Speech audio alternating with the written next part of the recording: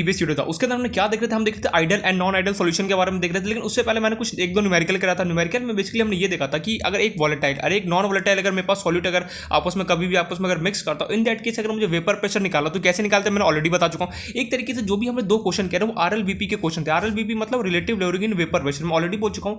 आरएलवीपी में वहां पे डिटेल में जस्ट पढ़ाने वाला, बट फॉर्मुला हमें पता होना चाहिए आरएलवीपी का फॉर्मुला क्या होता है। अगर मेरे पास एक वॉलेटाइल यानी एक दूसरा नॉन वॉलेटाइल अगर सॉल्यूट को आपस में मिक्स करता हूं, इन दैट केस जो नॉन वॉलेटाइल सॉल्यूट है उसने बोला यार मेरा वेपर प्रेशर तो फॉर्म नहीं होगा, वेपर तो फॉर्म नहीं हो सकता। क्यों? क्योंकि ये नॉन वॉलेटाइल है। अब नॉन वॉलेटाइल होने की वजह से उसका जो वेपर फॉर्म नहीं हुआ, लेकिन उसने एक क्वेश्चन पूछा, ठीक है मेरा वेपर फॉर्म नहीं सकता, मैं एक्सेप्ट करूंगा बस, लेकिन मेरा मोल फ्रैक्शन तो निकाल सकता है। मैंने बोला बिल्कुल सही। तो मोल फ्रैक्शन हम कैसे निकालें? मैं नॉर्मल फॉर्म में तो अप्लाई नहीं कर सकता। मोल फ्रैक्शन को निकालने के लिए मुझे वेपर के, उसने बोला हमने नॉर्मल उसको मोल फ्रैक्शन निकाल के दे दिया, उसने बोला उससे एक्सेप्ट नहीं हुआ। उसने बोला कि मुझे वेपर प्रेशर के टर्म्स में बता कैसे होगा। तो हमने सिंपली कैसे निकाला था, एक्स बी इक्वल टू, याद करो जो भी लिक्विड था उसका प्योर, जैसे मान लो कि वाटर ले लिया, P A minus P A divide by P naught of A. मतलब कि अगर मुझे कभी भी मोल फ्रैक्शन अगर मुझे निकाला in terms of vapour pressure तो हम इस वाले फॉर्मूले से देते हैं, और इसी फॉर्मूले को हम बोलते हैं आरएलवीपी। शॉर्ट फॉर्म मैंने बताया था, RLVP stand for relative lowering in vapour pressure. क्या होता है relative in lowering in vapour pressure, अभी डिटेल में बस देखने वाला ideal and non ideal solution के बाद। तो ये मैंने बताया, आई होप ये फॉर्मूला याद होगा। देखो मेन जो है ना volatile plus non volatile solute के केस में बस मेन ये एक तो ये फॉर्मूला है, एंड दूसरा मैंने डायरेक्टली बताया कोई भी क्वेश्चन को करने के लिए बस दो मेथड है। या तो मैं डायरेक्टली वो P equal to P of A equal to P naught of A into mole fraction of A, उससे मैं डायरेक्टली कर दूँ, या फिर दोनों मेथड हमारे पास हमें पता होना चाहिए। लेकिन मैं ये सजेस्ट करूँगा कि हमें दोनों मेथड आना चाहिए कि कैसे दोनों मेथड से सॉल्व किया जाता है। ठीक है, ये पॉइंट तो हमें क्लियर था। एक और यहाँ पे ए क्या इंडिकेट करता है, ए हमें इंडिकेट करता है सॉल्वेंट को। जो लार्ज अमाउंट में बेसिकली जो प्रेजेंट होता है उसको हम बोलते हैं सॉल्वेंट। वो उसी से हम उसको डिनोट करने के लिए हम बेसिकली ए यूज करते हैं। वही जो मेरे पास सॉल्यूट होता है, यार सॉल्यूट से कम अमाउंट में प्रेजेंट होता है, लेस अमाउंट में प्रेजेंट होता है, उसको इंडिकेट करने के लिए हम बी से क्या कहते हैं इंडिकेट। आई होप सो ये दोनों फॉर्मुला याद होगा। देखो फॉर्मुला लर्न होना बहुत ज्यादा इंपॉर्टेंट इस चैप्टर में सॉल्यूशन में। जैसे मोलैरिटी का तुम्हें फॉर्मुला नहीं पता होगा, मोल फ्रैक्शन का फॉर्मुला नहीं पता होगा, तो यह बहुत ज़्यादा यहाँ पे प्रॉब्लम है। इसलिए बोलो कि सारे फॉर्मुला को एक साथ लेके चल दो कि हाँ ये फॉर्मुला है, तेरे में पता होना चाहिए। ये पॉइंट क्लियर। उसके बाद बेसिकली देखो क्वेश्चन में बहुत सारे यहाँ पे नो डाउट भी कराने वाला हूँ, बट मैं ये चाहता हूँ कि मैं ये नहीं चाहता कि एक ही टाइप के क्वेश्चन मैं बार बार रिपीट करूँ। जो मुझे अच्छे क्वेश्चन लगा मैंने करा दिया। अब जो क्वेश्चन बच गया कि हाँ मुझे क्वेश्चन देना या फिर होमवर्क देना, वो क्वेश्चन मैं अभी दूंगा कब, जब मुझे लगा कि हाँ ये टॉपिक कंप्लीट हो गया, मैं बहुत सारे क्वेश्चन इस पर बना सकता हूँ। ठीक है, तो थोड़ा सा पेशेंस रखो, फिर ढेर सारे न्यूमेरिकल इसमें करने वाला है। अब जो हमारा टॉपिक था बेसिकली हम देख रहे थे ideal and non ideal solution. यार आइडियल सोल्यूशन क्या होता है, ideal and non ideal solution. अच्छा तो आइडियल सॉल्यूशन होता क्या है, तो आइडियल सॉल्यूशन को हमने ये देखा था, ऐसे सॉल्यूशन जो रॉल्स लॉ को फॉलो करते हैं उसे हम बोलते हैं आइडियल सॉल्यूशन। अच्छा रॉल्स लॉ क्या होता है, रॉल्स लॉ याद करो, किसी भी चीज़ का किसी भी सॉल्यूशन का मुझे वेपर प्रेशर निकाला तो हम किसके हेल्प से निकालते हैं, रॉल्स लॉ की हेल्प से निकालते हैं। लेकिन यार आइडियल सॉल्यूशन होता क्या है, यार आइडियल सॉल्यूशन का मुझे मोटा मोटा डेफिनेशन होता है, ऐसे सॉल्यूशन जो रॉल्स लॉ को फॉलो करते हैं, कोई भी टेम्परेचर कैसा भी कॉन्सेंट्रेशन ले लो, इन दैट केस हम उसे बोलते हैं रॉल्स लॉ। अच्छा मतलब कि तेरे पास कोई सॉल्यूशन ए, तूने बोल दिया कि आइडियल सॉल्यूशन है, ठीक है आइडियल सॉल्यूशन है। आइडियल सॉल्यूशन होने का मतलब ये रॉल्स लॉ को फॉलो कर, रॉल्स लॉ को फॉलो होने का मतलब P of A equals to P naught of A into mole fraction, ये वाले फॉर्मूले को हमेशा वैलिड करेगा। मान ली इसका ए का कंसंट्रेशन मतलब अमाउंट, कंसंट्रेशन का मतलब क्या होता है केमिस्ट्री में, कंसंट्रेशन का मतलब होता है अमाउंट। भैया हम बोलते हैं कि 1 kg 2 kg 2 ग्राम 3 ग्राम 4 ग्राम, उसी को डिफाइन करने के लिए केमिस्ट्री में 2 ग्राम 3 ग्राम नहीं बोलेंगे, ये नहीं बोलेंगे कि 2 kg तेरे पास सॉल्वेंट, नहीं। केमिस्ट्री को हम बोलते हैं कंसंट्रेशन की भैया इसके बाद 2 मोलर कंसंट्रेशन, इसके बाद 3 मोलर कंसंट्रेशन, इसके बाद 4 मोलर कंसंट्रेशन है, ऐसे कुछ हम टर्म्स यहाँ पे डिफाइन होते हैं। तो मान लो ए का यहाँ पे 4 मोलर कंसंट्रेशन था, पहले टेम्परेचर पे रखा था 300 केल्विन पे, ठीक है, ये रॉल्स लॉ फॉलो। मान लो किसी का मन हुआ, इसने बोला यार क्यों ना इसका कंसंट्रेशन 14 मोलर कर दिया एंड टेम्परेचर रख दिया उसमें 598 केल्विन। तो किसी भी टेम्परेचर पर जाओ, कितना भी कोई भी कंसंट्रेशन को तुम बदल दो, मींस अमाउंट उसका कितना भी बदल दो, अगर उसने एक बार बोल दिया कि आइडियल सॉल्यूशन है तो वो रहेगा किसी भी कंसंट्रेशन एंड टेम्परेचर पे। लेकिन रियलिटी में इसका मीनिंग क्या था, रियलिटी में भैया आइडियल सॉल्यूशन ऐसे सॉल्यूशन होता है कि तुमने कोई मान लो कोई भी सॉल्यूशन उठाया, फॉर एग्जांपल तुम्हारे पास यहाँ पे सॉल्यूशन प्रेजेंट है ए, या फिर कोई भी सॉल्यूशन लेते हैं, तुम्हारे पास यहाँ पे इस कंटेनर में कोई सॉल्यूशन था, ठीक है, तुमने इस कंटेनर को सॉल्यूशन का उठाया, तुम गए लैब में, तुमने लैब में जाकर इसका वेपर प्रेशर चेक किया, मान लो इसका लेटेस्ट इसका सॉल्यूशन के अंदर क्या माना, चलो इसके अंदर ए और बी प्रेजेंट था, चलो तो पी ऑफ ए का लेटर से दोनों क्या वॉलेटाइल थे, अगर दोनों वॉलेटाइल है तो दोनों का वेपर फॉर्म होगा। तो लेटर से पी ऑफ ए का मेरे पास वैल्यू लेटर से कितना है, चलो ले लेते हैं 70 आया, और जो पी ऑफ बी जो यहाँ पे उसका लेटर से वेपर प्रेशर लेटर से 40 है, ठीक है, mm ऑफ एच जी लगा देना, ठीक है, बस बता रहा हूँ। तो तुमने क्या किया, तुमने सॉल्यूशन को लिया, कोई भी सॉल्यूशन हो, यहाँ पे ए और बी कोई दो यहाँ पे मेरे पास मिक्सचर है, दोनों को ए और बी मेरे पास कोई दो यहाँ पे वॉलेटाइल सब्सटेंस है, मैंने दोनों को लिया, आपस में मिक्स आ जाए। पता है मुझे एक बात पता है कि दोनों को अगर मैं मिक्स करूँगा तो सीधे सीधे बात है हीट तो निकला, सॉरी वेपर फॉर्म है, क्योंकि दोनों वॉलेटाइल है। अब लेटर से हम लैब में गए, हमने ए का वेपर प्रेशर निकाला 70 है, बी का वेपर प्रेशर निकाला 40 है, ठीक है, ये निकाल दे। अब लैब में जो वैल्यू निकाला वो मेरे पास ये आ गया, दोनों को एडअप करूंगा तो टोटल वेपर प्रेशर कितना हो, 70 + 40 बेसिकली कितना 110। ये पॉइंट हमें क्लियर है। अब तुमने क्या किया, इसी को, ये जो सॉल्यूशन है इसको तुमने रॉल्स लॉ से इसका वेपर प्रेशर निकाला। For example P of A का अगर वेपर प्रेशर निकालना, कैसे निकालो, P of A into mole fraction of A, similarly P B का जो बी है उसका अगर तुम्हें वेपर प्रेशर निकालना कैसे निकालोगे, P naught of B into mole fraction of P. Let us से अगर यहाँ से इसको सॉल्व करने का अगर यहाँ से 70 आ गया और इसका 40 आ गया, अगर देखो ये 70 + 40 गया कितना होगा 110, मतलब कि एक्सपेरिमेंट और रॉल्स लॉ से अगर मैं फाइंड आउट करता हूँ दोनों से अगर सेम वैल्यू आ गया तो समझ जाना क्या कैसा सॉल्यूशन, आइडियल सॉल्यूशन। यार क्या बोला मैं यहाँ पे ये बोलना चाहता हूँ, एक्सपेरिमेंट से या फिर ऑब्जर्व से तुमने किया उसका उससे और रॉल्स लॉ से जो कैलकुलेट किया फॉर्मूला अप्लाई करके वेपर प्रेशर निकाला, अगर दोनों का वैल्यू का सेम आ जाता है इन दैट केस में क्या बोलूँगा सॉल्यूशन कैसा है मेरे पास, आइडियल सॉल्यूशन है, अदरवाइज मैं मना कर दूंगा। यार क्या बोल दिया, थोड़ा सा कंफ्यूजन होने का थोड़ा सा भी यहाँ पे बात नहीं है, बस इतना दिमाग में बैठा लेना है, P of observe is equal to जो भी तुम एक्सपेरिमेंट से डेटा निकालो, मींस एक्सपेरिमेंट से करो या फिर ऑब्जर्व करके वेपर प्रेशर निकालो वो, और रॉल्स लॉ से जो तुम फॉर्मूले से फाइंड आउट करोगे, अगर दोनों का वैल्यू अगर सेम हो गया इन दैट केस तुम क्या बोलोगे कि वो कैसा सॉल्यूशन, आइडियल सॉल्यूशन, अदरवाइज क्या करो मना कर दो। ये पॉइंट है। अब उसके बाद हमें देखिए यार ये बात तो समझ में आया कि मैं कोई भी सॉल्यूशन को लैब में लेके जाऊँ और रॉल्स लॉ से फाइंड आउट करो, रॉल्स लॉ से कैसे फाइंड आउट करो, वही फॉर्मूला अप्लाई करके अगर दोनों का वैल्यू सेम हो जाएगा तो आइडियल सॉल्यूशन होगा। चलो यार ये पॉइंट तो क्लियर है। अब हमें देखना है हर एक चीज़ का कुछ कैरेक्टरिस्टिक्स होता है। अब हमें ये देखना है आइडियल सॉल्यूशन क्या क्या कैरेक्टरिस्टिक्स है, मींस कैरेक्टर मतलब कोई भी चीज़ होता है उसका हम बोलते हैं कैरेक्टर। अच्छा ये लाइट है, ये लाइट है, ये हैवी है, बहुत सारे कैरेक्टर। जैसे अगर मुझे नोटबुक को डिफाइन करो तो मैं कैसे इसका कैरेक्टर्स लेंगे तो कैसे बोलूँगा, ये लॉन्ग है, ये एकदम थिन है, मींस इसके अंदर पेजेस बहुत ज़्यादा लाइट है, मींस कुछ कैरेक्टर्स होते हैं ना, वैसे ही हमें आइडियल सॉल्यूशन के कुछ कैरेक्टरिस्टिक्स हमें यहाँ पे देखना है। देखो मैं चाहता तो यहाँ पे ideal and non ideal solution को बीच में ऐसे डिफरेंस करके बताता हूँ, बट मैं ये चाहता हूँ सबको इंडिविजुअली डिटेल में डीप में पढ़े, इससे ज़्यादा बेनिफिट होगा। ठीक है, तो हम स्टार्ट करते हैं अपना नेक्स्ट जो टॉपिक, एक सेकंड इस पेज को गैप। नेक्स्ट जो हमारा टॉपिक है इसी के अंदर आइडियल सॉल्यूशन का, हमें देखना characteristics of ideal solution. I hope so हमने जो मैंने प्रीवियस बहुत सारे वीडियो तो चले इधर उधर हो गया, तो मैंने जो लास्ट वीडियो देखा था मैंने उसमें देखा था, आई होप मैंने कैरेक्टरिस्टिक्स स्टार्ट करना था मुझे, तो वही मैं यहाँ पे स्टार्ट कर रहा हूँ। तो स्टार्ट करते हैं अपना टॉपिक कैरेक्टरिस्टिक्स, दिखाई दे रहा है ना बिल्कुल, characteristics of ideal solution. Ideal solution के बेसिकली क्या क्या कैरेक्टरिस्टिक्स है वो हमें यहाँ पे डिटेल में देखना है।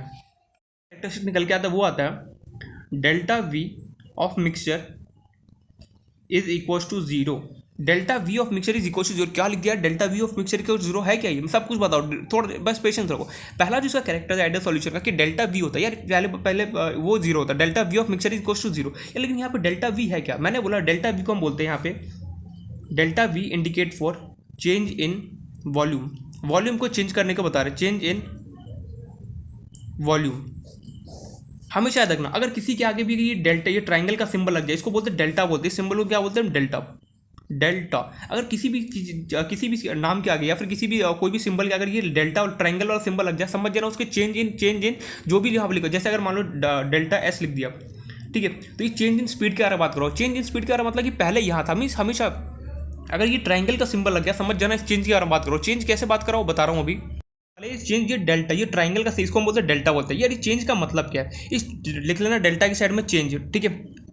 डेल्टा का मतलब होता है चेंज, किसी भी सिंबल के अगर ये लग जाना ये सिंबल डेल्टा ट्राइंगल टाइप समझ जाना उसके चेंज के बारे में बात करो। चेंज कैसे, फॉर एग्जांपल देखो डेल्टा का मतलब होता है चेंज, ठीक है। चेंज कैसे, फॉर एग्जांपल अगर मान लो कि ये एस इंडिकेट करता है हमें स्पीड को, ठीक है। अब यहाँ पे डेल्टा एस लिख दिया, डेल्टा एस का मतलब क्या, चेंज इन स्पीड के बारे में क्या बात कर रहा हूँ, चेंज इन स्पीड। देखो मैं जनरल समझा रहा हूँ कि इस ट्राइंगल का मतलब क्या होता है, इस ट्राइंगल का वर्ड का मतलब होता है डेल्टा, और किसी भी वर्ड के आगे ये डेल्टा लिख जाता समझ जाना उसके चेंज में बात करो। कैसे, अगर मान लो कि डेल्टा एस लिख दिया मैंने, डेल्टा एस का मतलब change in speed. Change in speed होने का मतलब क्या, जैसे बताओ चेंज, देखो एक बात बताओ, जैसे मेरी घर, ठीक है, घर है, जब हम घर से अपना बाइक स्टार्ट करते हैं तो मोस्टली हमारा स्पीड रहता है 10 या फिर 15 के आसपास अप्रॉक्सीमेटली रहता है, फिर 10 या फिर 15, मान लो कि चलो मैं 15 किलोमीटर पर आवर ले रहा हूँ, ठीक है। अब 15 रहता है, लेकिन जैसे ही हम घर से थोड़ा सा आगे डिस्टेंस लेते हैं, लेट से 40 या फिर 50 मीटर्स में आगे बढ़ा, तो स्पीड फट से क्या होता है चेंज हो गई, मतलब लेट से 30 की स्पीड में आ जाए, तो स्पीड चेंज हुआ ना, 50 से 30 पहुंचा। फिर मान लो कि थोड़ा सा रोड अगर हमें खाली दिखता है तो फिर हम अपना स्पीड 40 के आसपास कर लेते हैं। फिर जैसे हम हाईवे पे जाते हैं, नेशनल हाईवे वगैरह पे जाते हैं, तो क्या होता है 40 से हमारा 60, 80, 100 इसके आसपास पहुंच जाता है। तो देखो यहाँ पे स्पीड कंटिन्यूसली क्या हो रहा है, चेंज हो रहा है। जरूरी नहीं कि कंटिन्यूसली भी चेंज हो, लेकिन यहाँ पे चेंज हो रहा है ना स्पीड। देखो 50 था, फिर 30 हो गया, फिर 40, फिर 60 हो गया, फिर 800, मतलब यहाँ पे हो क्या रहा है, स्पीड का चेंज हो रहा है। इसी को अगर मुझे इंडिकेट करना है तो मैं डेल्टा एस यहाँ पे इंडिकेट करूँगा। ये पॉइंट हमें क्लियर है, मतलब कि डेल्टा, यार ये बात तो समझ में कि डेल्टा मत, ये जो ट्राइंगल का सिम इसको बोलते हैं डेल्टा, इसका मतलब होता है चेंज, किसी चीज में चेंज होना। फॉर एग्जांपल यहाँ पे डेल्टा भी मतलब वॉल्यूम को चेंज हो रहा है। कैसे वॉल्यूम को चेंज हो रहा है अभी जस्ट बता रहा हूँ, लेकिन पहले उससे पहले हमें ये वर्ड का मतलब समझ में आना चाहिए कि ट्राइंगल को हम कहते हैं डेल्टा बोलते हैं, याद रखना ट्राइंगल इसको हम डेल्टा बोलते हैं। किसी भी नेम के अगर ये सिंबल लग जाता है इसको घबराना नहीं, देखिए यार है क्या, कुछ भी नहीं, इसका मतलब सीधे चेंज मतलब कि पहले कुछ था अभी कुछ और चेंज हो गया। फॉर एग्जाम्पल जैसे डिश है, ये हमारा खाना रहता है, स्टार्टिंग में क्या एकदम फुल रहता है, फुल है, लेकिन जैसे हम खाना स्टार्ट धीरे धीरे क्या होता है कम हो जाता है, थाली एम्प्टी हो जाता है। देखो खाना यहाँ पे चेंज हुआ ना, तो यहाँ पे अगर मैं लिखना चाहिए तो डेल्टा, यहाँ पे खाना कुछ भी लिख सकता हूँ। तो वैसे यहाँ पे डेल्टा वर्ड का मतलब होता है चेंज, किसी भी चीज़ में चेंज हो रहा है। ये पॉइंट हम क्लियर है। तो यहाँ पे ये बात तो समझ में आया यार, यहाँ पे डेल्टा वर्ड मतलब होता है चेंज, और यहाँ पे है क्या वी, डेल्टा चेंज, इसको हम क्या बोलेंगे चेंज इन वॉल्यूम। पहले सिंबल हमें समझ में आ गया। अब यहाँ पे गिवन है change in volume of mixture is equal to zero. यार इसका मतलब क्या हुआ, delta V of mixture equal to zero, इसका मतलब क्या, इसका मतलब ये है सबसे पहले तो हमें ये समझना है कि डेल्टा वी क्या होता है। मैंने बताया चेंज इन वॉल्यूम, यहाँ पे वॉल्यूम की अगर बात करूँगा, मतलब कि यहाँ पे ये बोला है कि चेंज इन जो वैल्यू होगा मिक्सचर का वो क्या एकदम जीरो आएगा। कैसे जीरो गया यार, ये तो बता मुझे।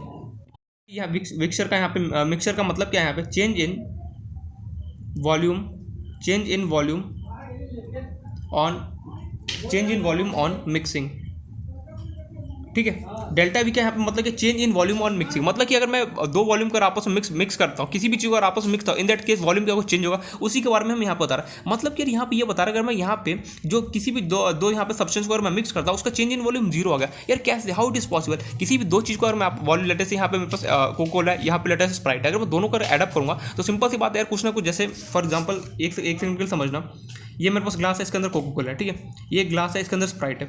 अगर मैं इन दोनों को मिक्स करूँ, लेटे से यहाँ पे 20 ml है और यहाँ पे 30 ml, जब मैं इन दोनों को मिक्स करूँगा तो सीधे सीधे बात है मुझे 50 ml मिलेगा नहीं, बिल्कुल सही मिलेगा। लेकिन यार हम कोई भी चीज़ को अगर यहाँ पे मैं ऐड करूँगा तो सिंपल सी बात है मुझे यहाँ पे वॉल्यूम बढ़ेगा, लेकिन यहाँ पे जीरो कैसे होगी। ये मान सकता हूँ कि या तो वॉल्यूम बढ़ रहा होगा या फिर घट रहा होगा। अगर मान लो कि दो कोका कोला और स्प्राइट को अगर मैं मिक्स करूँगा, सीधे से बात पड़ा कि हमें वॉल्यूम बढ़ रहा होगा। अगर मान लो कि वॉल्यूम घटाना है तो सिंपली क्या, इसमें से मैं निकाल बाहर फेंक दूंगा तो वॉल्यूम घट रहा होगा, लेकिन या तो बढ़ेगा या फिर घटेगा। ये बात हमें बचपन से सिखाया जाता है। लेकिन यहाँ पे जीरो कैसे हो गया, इसके पीछे लॉजिक है, तो उसके पीछे लॉजिक है वो हमें यहाँ पे समझना है।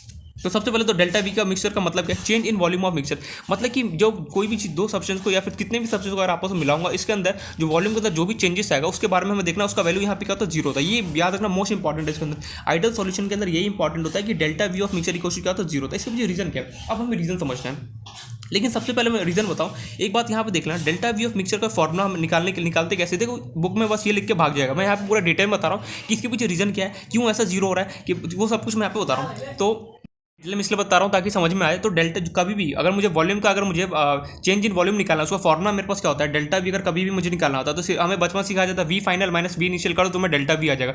मतलब कभी भी अगर मुझे चेंज अगर किसी भी चीज़ का निकालना तो फाइनल में से इनिशियल को सब्ट्रैक्ट कर दो, तुम्हें क्या होगा, तुम्हें इसका चेंज मिल जाएगा। फॉर एग्जांपल जैसे तुम्हारे पास यहाँ पे बाइक था, तुमने स्टार्टिंग में 15 स्पीड रखा था, लेकिन मान लो तुमने हाईवे पे चले गए, तुम्हारा स्पीड हो गया कितना 60, तो 50 से 16 हो गया। अब किसी ने पूछा तुमसे कि बताओ कि इसके अंदर चेंज इन स्पीड कितना होगा, तो तुम डेल्टा एस कैसे निकालोगे, फाइनल माइनस इनिशियल, 60 में से 15 को सब्ट्रैक्ट कर दो, तुम्हारे पास कितना होगा 35। ओहो 35, क्या बात है भैया, 45 होगा यार, क्या यार। तो अगर कभी भी मुझे देखो, अगर कभी भी मुझे चेंज निकालना है तो फाइनल में से इनिशियल को सब्ट्रैक्ट कर दो, तुम्हारा काम हो जाएगा। मतलब अगर मुझे यार किसी भी चीज़ का अगर मुझे चेंज निकालना तो हमेशा दिमाग में फिट कर लो कि फाइनल में से मुझे इनिशियल को सब्ट्रैक्ट करना है, मेरे को क्या उसका चेंज निकल के आ जाएगा। फॉर एग्जाम्पल अगर मुझे ये जैसे मान लो कि क्या एग्जाम्पल दो, ठीक है चलो एग्जाम्पल देता हूँ। जैसे मान लो कि मेरे पास 100 रुपीज़ है, 100 रुपीज़ है मेरे पास। अब मैं मार्केट गया, मार्केट में लेटे से मैंने 80 रुपीज़ को खर्च कर दिया। अब मैं घर आया, मेरे पास बचा कितना 20 रुपये। तो तुम क्या बोलते हो, अच्छा मैंने 80 रुपये खर्च कर दिया, मेरे पास बचा 20 रुपये। लेकिन मैथमेटिकल टर्म्स में अगर तुम्हें बोलना तो क्या बोलेगा, फाइनली मेरे पास था 100 रुपये, उसमें से मैंने 80 रुपीज़ को सब्ट्रैक्ट कर दिया तो बचा कितना 20 रुपीज़, दैट्स इट। मतलब कभी भी किसी भी चीज़ का चेंज निकालो तो फाइनल में से इनिशियल को सब्ट्रैक्ट कर दो, तुम्हारे पास क्या होगा उसका चेंज आ जाएगा। याद रहेगा ये पॉइंट, या फिर मैं कहीं पर लिखा दूँ तो मैं लिखा ही देता हूँ कहीं पर, चेंज निकालने के लिए, अरे भैया वो खुले वाले चेंज नहीं, चेंज किसी भी चीज़ का चेंज निकालने के लिए always subtract final minus initial. ये पॉइंट हमें क्लियर है। मीन्स कभी भी किसी भी चीज़ का मुझे चेंज निकालना है तो फाइनल में से मैं इनिशियल को सब्ट्रैक्ट कर दूंगा, क्या होगा मुझे उसका चेंज मिल जाएगा, दैट्स इट। ये हमारा पॉइंट निकल के आ गया। तो पहला जो हमारे यहाँ पे ये बात तो समझा कि कभी भी किसी भी चीज़ का मुझे चेंज निकालना तो सिंपली फाइनल माइनस इनिशियल करूँगा, मुझे उसका चेंज निकल के आ जाएगा। फॉर एग्जाम्पल मैंने बताई दिया, जैसे कार का स्पीड था 20 और बाद में चला गया 80, तो अगर मुझे चेंज निकालना क्या करो, फाइनल में से इनिशियल को सब्ट्रैक्ट कर दूँ, काम निपट गया। ये पॉइंट क्लियर। तो वैसे ही अगर जरूरी तो वैसे ही हमें चेंज निकाल, जैसे चेंज इन वॉल्यूम वो कभी वॉल्यूम निकाला तो सिंपली क्या करो, V final minus V initial कर दूंगा। मतलब फाइनल में वॉल्यूम ये रहा और स्टार्टिंग में मेरे पास वॉल्यूम ये रहा, दोनों को अगर आपस में सब्ट्रैक्ट करूंगा तो मुझे क्या होगा, डेल्टा वी मुझे मिल जाएगा, दैट्स इट। ये पॉइंट हमें क्लियर है। लेकिन यहाँ पे अगर मुझे डेल्टा वी अगर मुझे निकाला तो तुम सिंपली क्या बोलोगे, V final minus V initial कर दूंगा, फाइनल में से मैं इनिशियल को सब्ट्रैक्ट कर दूंगा तो मुझे ये चीटी कहाँ से आ गया, ठीक है एनीवे जो भी है। तो हम क्या बोले, अगर मुझे ये देखो चल रहा है टोटल, अगर मुझे कभी भी अगर वॉल्यूम का अगर मुझे चेंज निकालना तो क्या करूँगा, फाइनल वॉल्यूम में से इनिशियल वॉल्यूम को सब्ट्रैक्ट कर दूंगा, मुझे पता चल जाएगा कितना मेरे पास चेंज होगा। लेकिन ये जीरो कैसे आएगा, ये इसका यही यहाँ पे क्वेश्चन है। लेकिन यहाँ पे क्या होता है, यहाँ पे बेसिकली तुम दो लिक्विड को आपस में मिक्स करो, मतलब कि अगर दो आइडियल सॉल्यूशन है तो सीधे से बात है दो वॉलेटाइल लोग, या फिर या तो तुम वॉलेटाइल प्लस वॉलेटाइल लेके चलोगे या फिर वॉलेटाइल प्लस नॉन वॉलेटाइल लेके चलोगे, मीन्स दो चीज़ों के बारे में बात करोगे। तो अगर यहाँ पे अगर मुझे चेंज इन वॉल्यूम निकालना है, फिर डेल्टा वी ऑफ यहाँ पे मिक्सचर लिखना भूल गया, डेल्टा वी ऑफ मिक्सचर अगर तुम्हें सिंपली निकालना है यहाँ पे, तो उसका यहाँ पे फॉर्मूला क्या होगा, we final minus V1 plus V2। यार ये क्या लिख दिया इसने, अभी तो इसने ये बोला कि अगर कभी भी कभी अगर तुझे चेंज निकाला तो सिंपली वी फाइनल में से इनिशियल को सबट्रैक्ट किया तुझे चेंज मिलेगा। लेकिन यार इससे ये क्या यहाँ पे गंद मचा दे, V1 प्लस V2 लिख दिया, क्या इसका मतलब क्या है यार, ये बहुत कंफ्यूज कर। मैंने बोला भैया उससे कंफ्यूज होने की कोई जरूरत नहीं है, क्योंकि यहाँ पे मैंने बहुत कचरा कर दिया, क्योंकि यहाँ पे बहुत ज़्यादा कचरा कर चुका हूँ। तो मैं यहाँ पे क्या समझाऊँ, समझाने के लिए मेरा पेपर चाहिए, एक सेकेंड, बस एक सेकेंड। बिल्कुल सही, देखो अब यहाँ पे समझ में आ जाएगा एकदम। देखो हमारे पास क्या है, दो लिक्विड है, हम दो लिक्विड नहीं, हम दो सब्सटेंस के बारे में बात कर रहे होंगे। या तो मैं वॉलेटाइल प्लस वॉलेटाइल, दोनों वॉलेटाइल होगा, ठीक है, यहाँ पे वॉलेटाइल बन रहा होगा। या फिर दूसरा मेरे पास, पहला केस तो ये होगा वॉलेटाइल प्लस वॉलेटाइल, दूसरा मेरे पास क्या होगा, एक या तो एक वॉलेटाइल हो एंड दूसरा क्या हो मेरे पास नॉन वॉलेटाइल सॉल्यूट हो। ये बात हमें पता है, जो भी यहाँ पे बन रहा हो। तो यहाँ पे देखो अगर मुझे कभी भी चेंज इन वॉल्यूम निकाला है, पहला केस में ये ले रहा हूँ, ठीक है, फर्स्ट वाला। अगर मुझे यहाँ पे लेटर से इन दोनों को मिक्स किया, यहाँ पे कुछ ना कुछ चेंज मेरे पास वॉल्यूम में चेंज आएगा, ये पॉइंट के लिए। तो यहाँ पे अगर मुझे चेंज इन वॉल्यूम आया, जो मैं अगर यहाँ पे डेल्टा वी अगर मैं लिखना चाहूँ तो क्या लिखूंगा, वी फाइनल, मतलब कि जो भी यहाँ पे वॉल्यूम बचा, माइनस वी इनिशियल लिखूंगा। वी इनिशियल में कौन कौन है, दो है ना यार, तो यहाँ पे सिंपली इन दोनों का वॉल्यूम को ऐड करूंगा, V1 प्लस V2। तो वही मैंने लिखा है V1 प्लस V2, मतलब कि वी इनिशियल में मैंने यहाँ पे क्या V1 प्लस V2 क्या लिखा, देखो मेरे पास क्या था स्टार्टिंग में दो सब्सटेंस है यहाँ पे, भैया दो सब्सटेंस को मिला के मैं कुछ बना रहा हूँ, तो सिंपली मुझे उन दोनों को जोड़ना पड़ेगा ना, इसलिए मैंने यहाँ पे V1 प्लस V2 किया। फॉर एग्जाम्पल जैसे ये ग्लास था, ये ग्लास, इसके अंदर कोको कोला है और इसके अंदर स्प्राइट है। जब यहाँ पे कुछ बन रहा होगा, फाइनली इन दोनों को जब मैं मिक्स कर रहा हूँ, ऐड करूँ, मैं इन दोनों को एडअप करूँगा, तो जो भी यहाँ पे कोको कोला प्लस स्प्राइट यहाँ पे मिलेगा। लेकिन अगर मेरे से कोई पूछे कि इसके अंदर वॉल्यूम के अंदर जो ग्लास है, इसके अंदर वॉल्यूम के अंदर कितना चेंज है, तो सिंपली क्या लूँगा, वी फाइनल, मैं इनिशियल में कौन कौन था, कोको कोला प्लस स्प्राइट, दोनों को तुम एडअप करोगे ना, दोनों का जो वॉल्यूम था वही मैंने यहाँ पे काम किया। V1 प्लस V2 इसलिए लिखा ताकि मैं दोनों सब्सटेंस का वॉल्यूम को एडअप करूँ और उसको फाइनल में से सब्ट्रैक्ट करूँगा, तो जो भी चेंज आएगा वो मुझे डेल्टा वी ऑफ मिक्सचर मिलेगा। ये पॉइंट में इसलिए यहाँ पे V1 प्लस V2 है। आई होप समझ में आ गया। V1 प्लस V2 आने का सीधा यहाँ पे ये लॉजिक है। वही स्टार्टिंग में मेरे पास दो चीज़, जैसे कोको कोला और स्प्राइट था, अगर तुम उसको मान लो कि दोनों को लेते हो और किसी कंटेनर में डाल देते हो, अगर कंटेनर वाले से पूछा कि भैया तेरे अंदर वॉल्यूम कितना चेंज कितना वॉल्यूम का, वो क्या बोलेगा, फाइनल जो मेरे पास वॉल्यूम है उसको और इनिशियल को सब्ट्रैक्ट, इनिशियल में क्या होगा, कोको कोला प्लस स्प्राइट दोनों का वॉल्यूम को एडअप करोगे तभी तो तुम्हें डेल्टा वी ऑफ मिक्सचर मिलेगा। वो कितना निकला, we final minus V1 plus V2, इसलिए मैंने यहाँ पे लिखा है। ये पॉइंट तो क्लियर है। मतलब यार यहाँ पे ये सब मैं एडिशनल इन्फॉर्मेशन दे रहा हूँ। मेन जो हमारा मोटिव होता है ना बुक वाले या फिर एनसीईआरटी बस इसको लिख के भाग जाते हैं कि डेल्टा वी ऑफ जो मिक्सचर होता है mean change in volume of ideal solution के अंदर उसका वैल्यू कितना होता है, 0 होता है। ये पॉइंट है। लेकिन अब यहाँ पे 0 होने का मतलब, चलो फॉर्मुला समझ में आ गया, डेल्टा वी क्या होता है वो भी समझ आया, लेकिन यहाँ पे 0 क्यों हुआ हमें पता। या तो वॉल्यूम घटता है, जैसे बकेट है, बकेट में से तुम एक मग पानी निकाल दो तो क्या होगा, वॉल्यूम घट गया। लेकिन बकेट में वही तुम 2 मग पानी एडअप कर दो, क्या होगा, वॉल्यूम उसका एडअप हो जाएगा। वो बात पता कि या तो घटता है या तो बढ़ रहा होगा या फिर क्या घट रहा होता है, लेकिन 0 तो कभी नहीं होता है। लेकिन यार यहाँ पे 0 होने का मकसद क्या है, तो मेरे पास रीजन है। पहला रीजन जो है, रीजन नंबर वन क्या है मेरे पास, रीजन नंबर 1 मेरे पास यहाँ पे ये है कि देखो, और लेटेस्ट से तुम्हारे पास ये कोई एक कंटेनर था, प्लस यहाँ पे तुम्हारे पास दूसरा कंटेनर, वॉलेटाइल प्लस वॉलेटाइल ले लो, non volatile plus non volatile ले लो, अपने ऊपर टोटली चॉइस है। आइडियल सॉल्यूशन होने की जरूरत नहीं कि वॉलेटाइल हमेशा होता है, वॉलेटाइल प्लस नॉन वॉलेटाइल भी आइडियल सॉल्यूशन होता है। आइडियल सॉल्यूशन कोई भी सब्सटेंस हो सकता है, बस को कंडीशन ये है कि एक्सपेरिमेंट से जो ऑब्जर्व किया वो और जो मैं रॉल्स से निकाला वो, अगर दोनों का वेपर प्रेशर का सेम आ जाता है मैं बोलूँगा रॉल्स लो, अदरवाइज मैं मना कर दूँगा।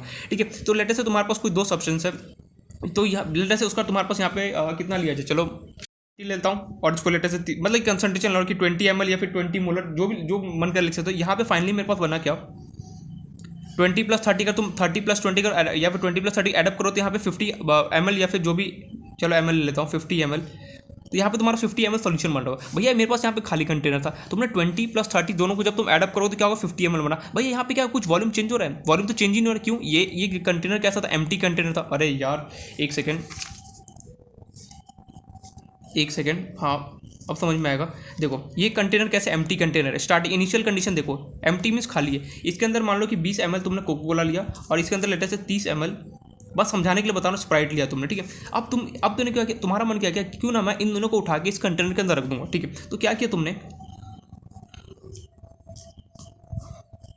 ये 20 और ये 30 को उठाया और इस कंटेनर के अंदर तुमने फिल कर दिया, और इसके अंदर टोटल कितना है, 50 यार। 20 प्लस 30 एड करो तो 50 ml का। क्या बताओ इसके अंदर वॉल्यूम को कुछ चेंज हुआ यार, स्टार्टिंग में तो ये एम्प्टी था, अब तुमने भर दिया कितना, 50 हो गया। तो डेल्टा वी ऑफ मिक्सचर मेरे पास कितना निकल के अभी भी 0 है, क्योंकि यार वॉल्यूम के अंदर कुछ चेंज तो आया नहीं। क्यों चेंज है, अगर इसके अंदर एम्प्टी कंटेनर के अंदर कुछ वॉल्यूम ठीक है, ये पॉइंट तो क्लियर है। अगर ये जो कंटेनर है इसके अंदर मान लो कि ये 20+30 है, कितना हो गया 50 आ गया, ये कोई चेंज हुआ बिल्कुल नहीं। अगर मान लो 50 की जगह 55 आ जाता या फिर मान लो 52 आ जाता, तब तो तुम बोलते वॉल्यूम चेंज हो रहा है। क्यों, स्टार्टिंग में कितना था 20+30 करोगे तो 50 मिलता, लेकिन फाइनली जब जैसे तुमने इन दोनों को मिक्स किया, मिक्स करने मान लो 52 आता 55 आता तो वॉल्यूम चेंज होता। लेकिन यहाँ पे कुछ आइडियल सोल्यूशन में ऐसा कुछ वॉल्यूम चेंज नहीं होता। फॉर एग्जाम्पल मान लो तुमने ग्लास लिया, उसके अंदर या फिर कोई कंटेनर उसके अंदर वॉलेटाइल सब्सटेंस रखा, मान लो कि 100 ml रखा, और दूसरा एक कंटेनर लिया या फिर दूसरा सब्सटेंस जिसके अंदर तुमने अगेन वॉलेटाइल या नॉन वॉलेटाइल ले लो, कोई से फर्क नहीं पड़ता, तुमने लिया, दोनों का आपस मिक्स हो गया 100 और ये 200 है। जब दोनों को मिक्स करोगे तो एग्जैक्ट जितना तुम्हारा प्रेजेंट है ना ग्लास में सेम एज इट इज क्या होगा, जिस कंटेनर में जाएगा सेम अमाउंट में जाएगा। यहाँ पे 100 है, यहाँ पे 200 है, तो उस कंटेनर में कितना जाएगा 300 है, कोई चेंज नहीं होगा। इसलिए यहाँ पे क्या होता है, आइडियल सोल्यूशन के अंदर चेंज इन वॉल्यूम नहीं होता, इसलिए उसका वैल्यू कितना होता है, 0 होता है। रीजन नंबर 1 तो ये था।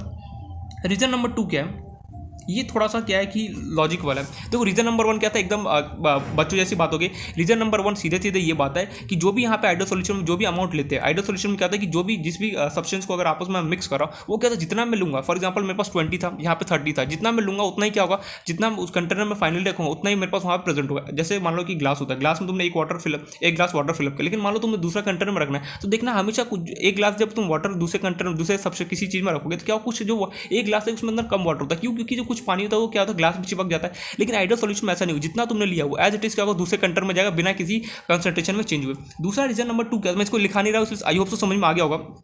रीजन नंबर 2 क्या है ना, इंट्रैक्शन। इंट्रैक्शन मतलब बता रहा हूँ, ये ए है, इसके अंदर मान लो कि ए तुमने सब्सटेंस रखा एंड इसके अंदर लेटर से तुमने मान लो कि बी सब्सटेंस रहा, बी कोई वॉलेटाइल नॉन वॉलेटाइल जो मन कर ले सकते हैं। अब अगर तुम यहाँ पे पूछो जो भी यहाँ पे क्या होगा, ए के पूरे पार्टिकल्स प्रेजेंट हो गया और यहाँ पे क्या होगा तुम्हारा बी के पूरा सब्सटेंस। देखो थ्योरेटिकल लेक्चर आई नो, पूरा ये लेक्चर अभी थ्योरेटिकल होने वाला है। मैंने ऑलरेडी पहले जो ideal and non ideal solution पूरा थ्योरेटिकल। देखो मैं यहाँ पर डिटेल में इसलिए बता रहा हूँ, मेरा काम मैं ये सब कुछ नहीं बताता, मेरा काम सिर्फ इतना था फर्स्ट पॉइंट लिख के मैं भाग जाता। लेकिन मैं यहाँ पे इसलिए बता रहा हूँ क्योंकि अब डीप में पढ़ना बहुत ज़्यादा जरूरत है, कभी भी कुछ भी आ सकता है कॉम्पिटेटिव एग्जाम से, इसलिए मैं पढ़ा रहा हूँ कॉम्पिटेटिव एग्जाम के थ्रू पॉइंट ऑफ व्यू से मैं बता रहा हूँ कि ताकि हमें कोई भी चीज़ मिस ना हो।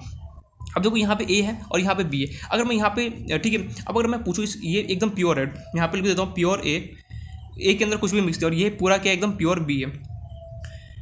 इन दोनों को लिया और आपस में जब तुम मिक्स कर दोगे तो यहाँ पे क्या होगा, ए और बी दोनों आपस में मिक्स हो जाएगा, ए बी हर जगह फैल जाएगा। मैं यहाँ पर क्वेश्चन ये पूछना चाहता हूँ, ए है, अब मान लो कि तुम्हारे पास ग्लास है, एक ग्लास में तुमने सिंपली वाटर को फिलअप किया, वाटर को फिलअप करोगे तो क्या उस ग्लास में सिर्फ वाटर ही रहेगा, बिल्कुल सही, वाटर के अलावा तो कुछ रहेगा नहीं जब तक तुम दूसरा कुछ उसमें मिक्स नहीं करोगे। मतलब कि यहाँ पे क्या होगा, सिर्फ पूरा ए हर जगह ए होगा। सिमिलरली बी में जाऊंगा तो क्या होगा, हर एक जगह खुद का पार्टिकल होगा। मान लो कि तुम्हें बी में कौन सा लेना है, बी में कोई भी सब्सटेंस लिया, वो क्या होगा पूरा उसका खुद का होगा जब तक कुछ में मिक्स नहीं करूँगा, एकदम प्योर है। जैसे मिल्क लो, मान लो इसके अंदर मैंने मिल्क रखा, जब तक मैं इसके अंदर कुछ बाहर से कुछ ना मिलाऊंगा तब तक क्या होगा पूरा मिल्क ही रहेगा। जैसे ए में लेटर से वाटर है, जब तक वाटर में कुछ नहीं मिलाऊंगा क्या होगा, सिर्फ वाटर ही रहेगा, उसके अलावा कुछ नहीं रहेगा। तो लेटर से ये पूरा हर जगह ए है। अगर मैं ये यहाँ पे एक तुमसे सवाल पूछूं, मैं हर जगह बनाता हूँ ए, ये बी, मैं यहाँ पे एक सवाल पूछता हूँ तुमसे, यार ये यहाँ पे जो पार्टिकल्स जितने भी ए के प्रेजेंट है उसके बीच में कैसा फोर्स लग रहा है, उनके बीच में इंट्रैक्शन कैसा, मीन्स वो मिल कैसे होंगे। यार ए है तो ए मिल रहा होगा, ए हर जगह क्या हो, ए प्रेजेंट होगा। सिमिलरली मैं बी से मैं पूछूं बी के अंदर इंट्रैक्शन कैसा है, इंट्रैक्शन तो कैसे मिलोगे यार, सिंपल सा होता है, बी के पार्टिकल्स प्रेजेंट है तो बी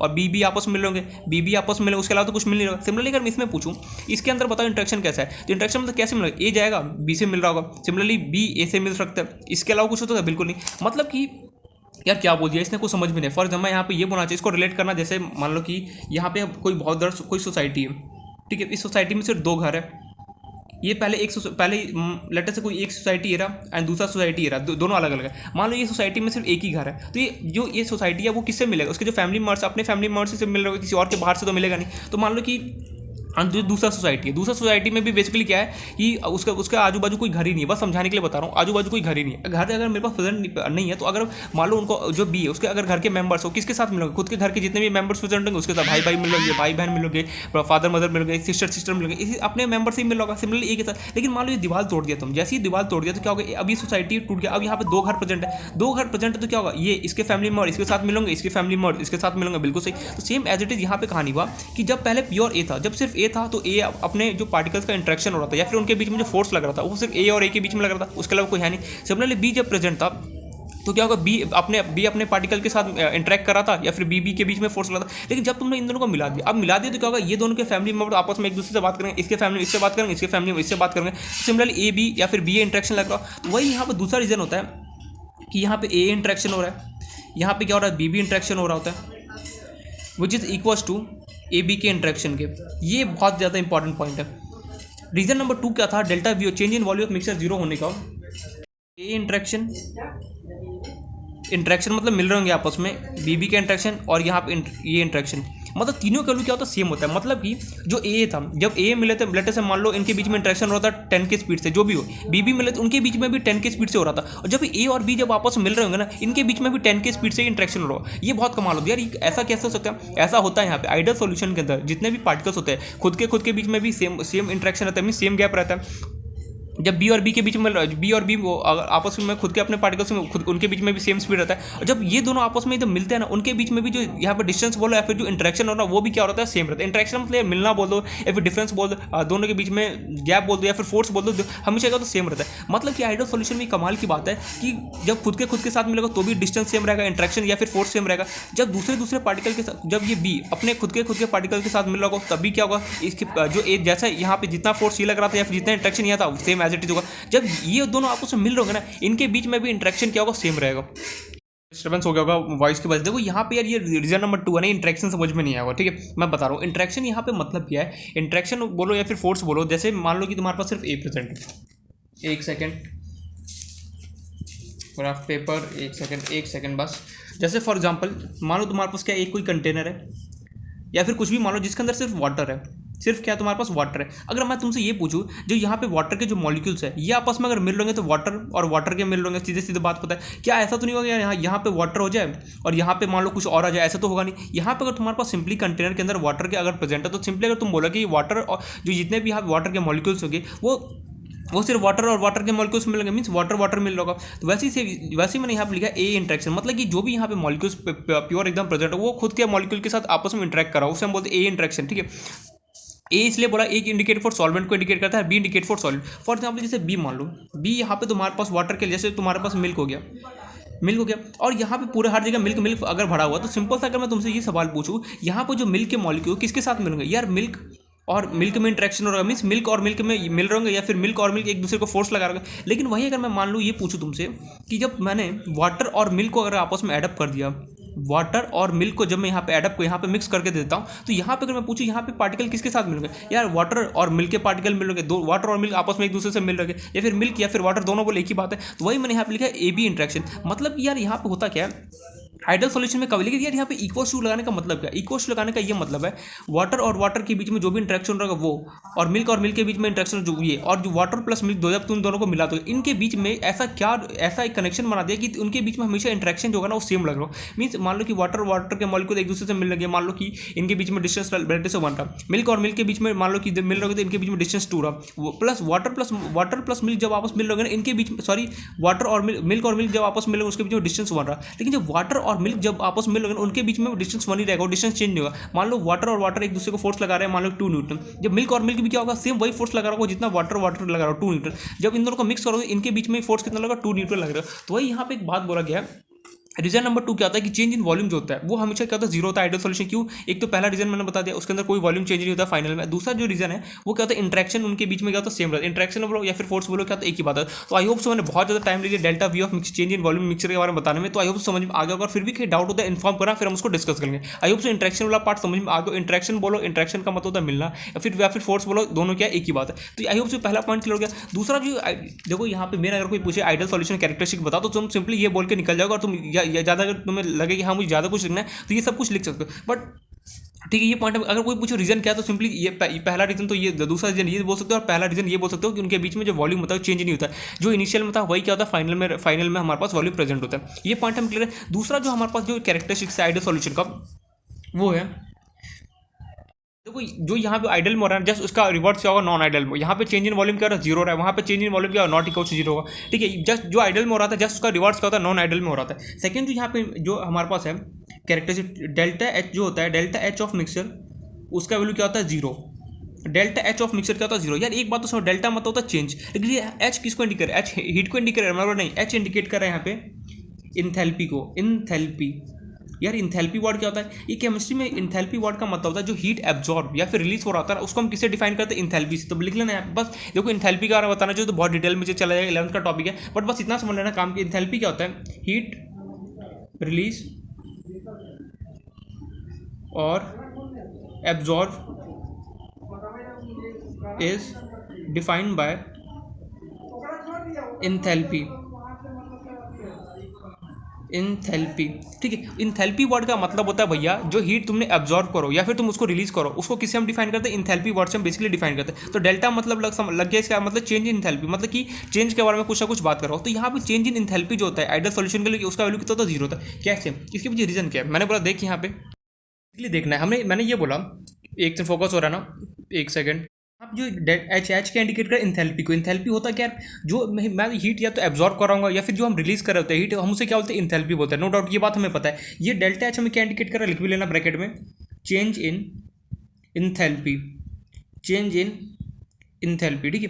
यार ये सब तो मन में एक सवाल आ रहा होगा, मन में यार ये क्वेश्चन आ रहा होगा, ठीक है ये हम इतना कैरेक्टरिस्टिक क्यों देख रहे हैं भैया, अगर मान लो क्यों ऐसा देख रहे हैं, जैसे कोई पर्सन होता है, पर्सन के कितने ढेर सारे कैरेक्टर्स होते हैं, तो वैसे ही क्या यहाँ पे जो आइडियल सॉल्यूशन होता है उसका ढेर सारे हमारे पास कुछ कैरेक्टरिस्टिक्स है जो कि हम एक एक करके क्या पढ़ रहे हैं। इंथैल्पी उसका क्या कैरेक्टरिस्टिक्स हो गया, फिर हमने देखा डेल्टा वी ऑफ मिक्सर क्या होता है, 0 होता है, डेल्टा एच ऑफ मिक्सर भी क्या होता है, 0 होता है। क्यों इंथैल्पी बेसिकली 0 क्यों होता है, इंथैल्पी का ये तो मतलब समझ में आया कि जितना हीट एब्जॉर्ब या फिर रिलीज करा हुआ हीट हम उसे क्या बोलते हैं, इंथैल्पी बोलते हैं, नो डाउट। लेकिन यहाँ पे 0 होने का मतलब क्या है, तो 0 होने का पीछे रीजन क्या है, यहाँ पर लिख लो रीजन, रीजन बेसिकली हमारे पास क्या, जितना हीट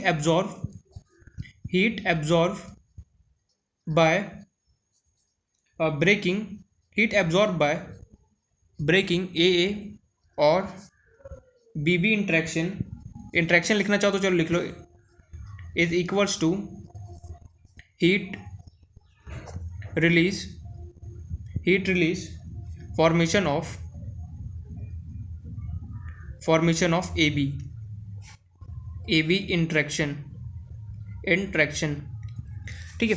देखो क्या लिख क्या दिया मैंने यहाँ पे, ये बेसिकली ये बोला जा रहा है जो हमारा उस कंटेनर था, ये जो बेसिकली मेरे पास एक कंटेनर था, फर्स्ट कंटेनर, एंड ये लेटर से मेरे पास सेकंड कंटेनर था, क्लोज कंटेनर सॉरी। तो इसमें अंदर क्या था, सारे सबके अंदर ए था, इसके अंदर क्या था बेसिकली बी के मॉलिक्यूल से जब ये बना बेसिकली तो क्या हुआ, ए प्लस बी का कॉम्बिनेशन मिलकर बना। तो जो यहाँ पे क्या सारे ए के मॉलिक्यूल से, यहाँ पे सारे बी के मॉलिक्यूल से, हमें पता है अगर ए को अगर मिलना हो किसी से कैसे मिलेगा, ए टाइप से इंट्रैक्शन करा भैया, इसके अंदर सिर्फ ए है तो ए के साथ ही मिलेगा, इसके अलावा तो कोई है नहीं तो किसी के साथ मिलेगा। सिमिलरली बी है यहाँ पे, तो बी को अगर मिलना होगा तो क्या होगा, बी के साथ मिलना होगा, ठीक है। अब यहाँ पे प्रॉब्लम क्या आ गया, ठीक है, ए और बी शांति से रखे होते, हमने बोला क्यों ना मैं इन दोनों को उठाऊँ और मैं बेसिकली क्या करूँ, इस कंटेनर के अंदर मैं लेके जाऊँ। तो भैया हम अगर मुझे इसको उठा के लेके जाना है तो सिंपली क्या कुछ हमें हीट देना पड़ेगा इसको। तो जितना मैंने हीट दिया, देखो लिखा heat absorb by breaking A and B interaction, जो ए और जो बी यहाँ पे इंट्रैक्शन है इसको मुझे ब्रेक करना पड़ेगा तभी जाके तो ए और बी फॉर्म होगा। बिल्कुल सही बात है। अरे यार अगर मुझे यहाँ पे ए रखा हुआ है, यहाँ पे मेरे पास बी भी रखा हुआ है, अगर मैं साथ में अगर मुझे इसको इन दोनों को साथ में अगर बेसिकली करना है तो सिंपली इन दोनों को आपस में तोड़ना पड़ेगा। तो जितना अमाउंट बेसिकली मैंने इन दोनों को तोड़ने में लगाया सेम उतना ही अमाउंट क्या आता है यहाँ से रिलीज हो जाता है। एक तरीके से मतलब ये है कि लेटर से मैंने यहाँ से मान लो कि 100 जूल एनर्जी मैंने यहाँ पे दिया इसको। अब ये क्या करेगा, जैसे में ए बी बॉन्ड फॉर्म होगा सिंपली क्या ए और बी जैसे आपस में इंट्रैक्शन होगा सिंपली क्या करेगा 100 जूल को रिलीज कर देगा। जूल क्या होता है, जो हमारे पास हीट होता है उसका ऐसा यूनिट क्या होता है, जूल होता है। साइड में लिखना चाहो तो लिख सकते हो ऐसा यूनिट ऑफ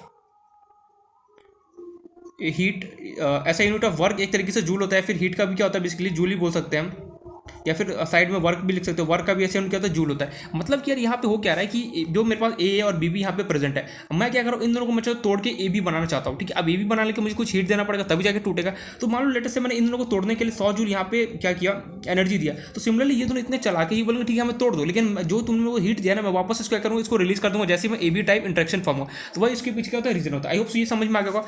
थर्ड जो पॉइंट है, इनके बीच में जो फोर्स ऑफ अट्रैक्शन होता है, फोर्स ऑफ अट्रैक्शन इज कैसा होगा, ए होगा। फोर्स ऑफ अट्रैक्शन इज या तो ए हो रहा होगा या फिर हमें पता है बी हो रहा होगा। ओहो, फोर्स ऑफ अट्रैक्शन इज या तो ए हो रहा होगा, वो किसके इक्वल होगा, बी के इक्वल होगा, और वही हमारे पास किसके इक्वल होगा, ए बी के इक्वल होगा।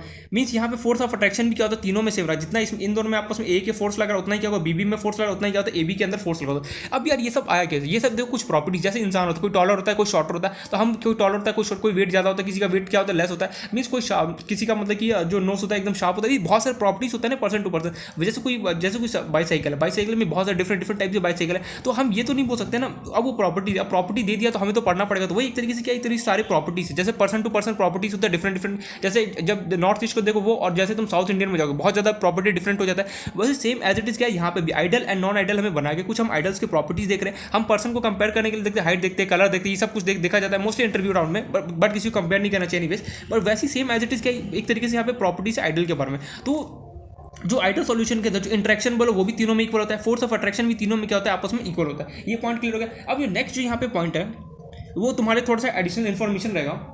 Delta S of mixture is greater then 0 and जो इसी के साथ एक पॉइंट है, and delta G of mixture is less than 0। ठीक है, ये 2 पॉइंट यहाँ पे इंपॉर्टेंट। अब यार यहाँ पे ना कुछ जो अल्फाबेटिक है वो इंपॉर्टेंट, जैसे एच था, एच यहाँ पे क्या इंडिकेट रहता है, इंथैल्पी को इंडिकेट रहता है, वी हमें किसको इंडिकेट रहता है, वॉल्यूम को इंडिकेट रहता है। वैसे यहाँ पे एफ, यार एक बात तो समझ में आ चुका है मुझे, जो डेल्टा है इसका मतलब श्योर है कि चेंज के बारे में बता रहा, कुछ ना कुछ चेंज होगा, कुछ इनिशियल में कुछ रहा होगा, फाइनल में कुछ जाके चेंज रहा होगा। लेकिन यहाँ पे एस क्या इंडिकेट कर रहा है, इंडिकेट कर रहा है एंट्रोपी को। यहाँ पे एस हमें इंडिकेट करेगा इसको, एंट्रोपी को। एंट्रोपी क्या होता है, रैंडमनेस।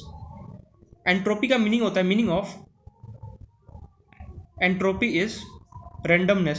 एंट्रोपी, ENTROPY, ठीक है। Meaning of entropy is randomness, randomness,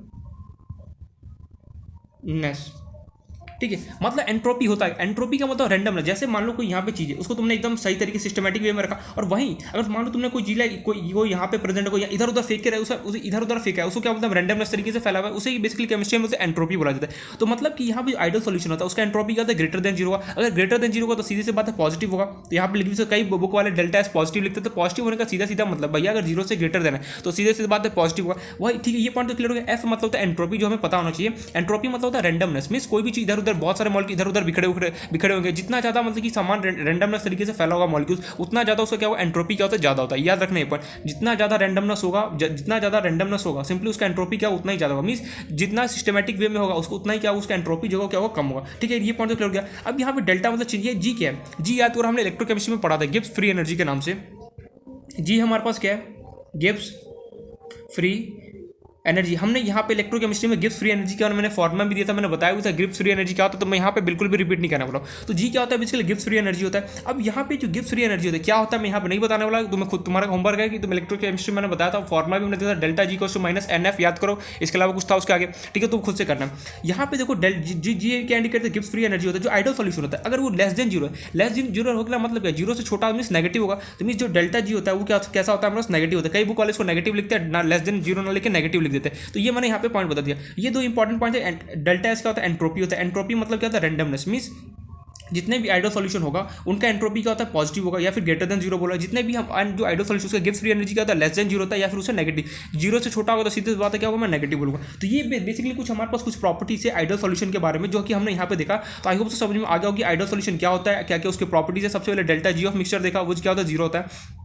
sorry, delta V of mixture 0 होता है, डेल्टा एच ऑफ इंथैल्पी 0 होता है। देन हमने एंट्रोपी देखा क्या होता है, ग्रेटर देन 0 होता है। Delta Gibbs free energy less than 0 होता है। फोर्स ऑफ अट्रैक्शन कैसे ए बी टाइप लग रहा होता है। इंट्रैक्शन कैसा होता है मॉलिक्यूल ए बी या फिर ए बी, तीनों क्या होता है, आपस में इक्वल होता है। एक पॉइंट क्लियर हो गया। एक और बात यहाँ पे बताऊँ चाहूँगा, delta G of mixture equal to 0 होता है। ये बात तो हमें सबको समझ में कि चेंज इन वॉल्यूम जो होता है कुछ भी नहीं होता, जो कुछ भी नहीं होता, ठीक। चेंज इन वॉल्यूम जो होता है इसके अंदर हमारे पास नहीं होता, इसके लिए इसका वैल्यू क्या होता है, 0 होता है। रीजन क्या बोला मैंने, 2 बताया। पहला रीजन तो क्या था, जैसे जितना बेसिकली मैं एडअप करूंगा, जैसे मान लो कि मेरे पास 20 ml और 30 ml है, दोनों को मैं जोड़ूंगा। अगर वो एज इट जैसे 20 + 30 क्या 50 एक्जैक्ट नंबर दे देगा तो हम क्या बोलूँगी, आइडियल सॉल्यूशन। अगर नहीं देगा, मान लो कि 50 ना दे, जैसे अब मार्केट जाता है, मार्केट से तुमने 1 kg शुगर, मान लो रास्ते में तुमने 2-3 दाना इधर उधर गिरा दिया, तो 1 kg से तो कम हो जाएगा। तो क्या वो आइडियल सॉल्यूशन है, बिल्कुल नहीं। आइडियल सॉल्यूशन होने के लिए क्या है, तुमने जितना बेसिकली लेके जितना तुम सिंपली आपस में एडअप करो उतना ही तुम्हें मिल जाए आउटपुट में। तो वो कैसे सॉल्यूशन होता है, सॉल्यूशन बोलते हैं। Delta V of mixture equal to 0 का मैंने रीजन बता दिया। अगर उसको मुझको लिखना चाहो तो एक इसका एडिशनल इन्फॉर्मेशन बना के लिख लेना है यहाँ पे साइड में। तो नहीं लिखना चाहो तो वैसे तो मीनिंग तो तुम्हें समझ आ चुका है। रीजन नंबर 1 था, इसका मैंने लैंग्वेज नहीं लिखा था, लिखना चाहो तो लिख सकते हो, साइड में लिख लेना, साइड में। वॉल्यूम ऑफ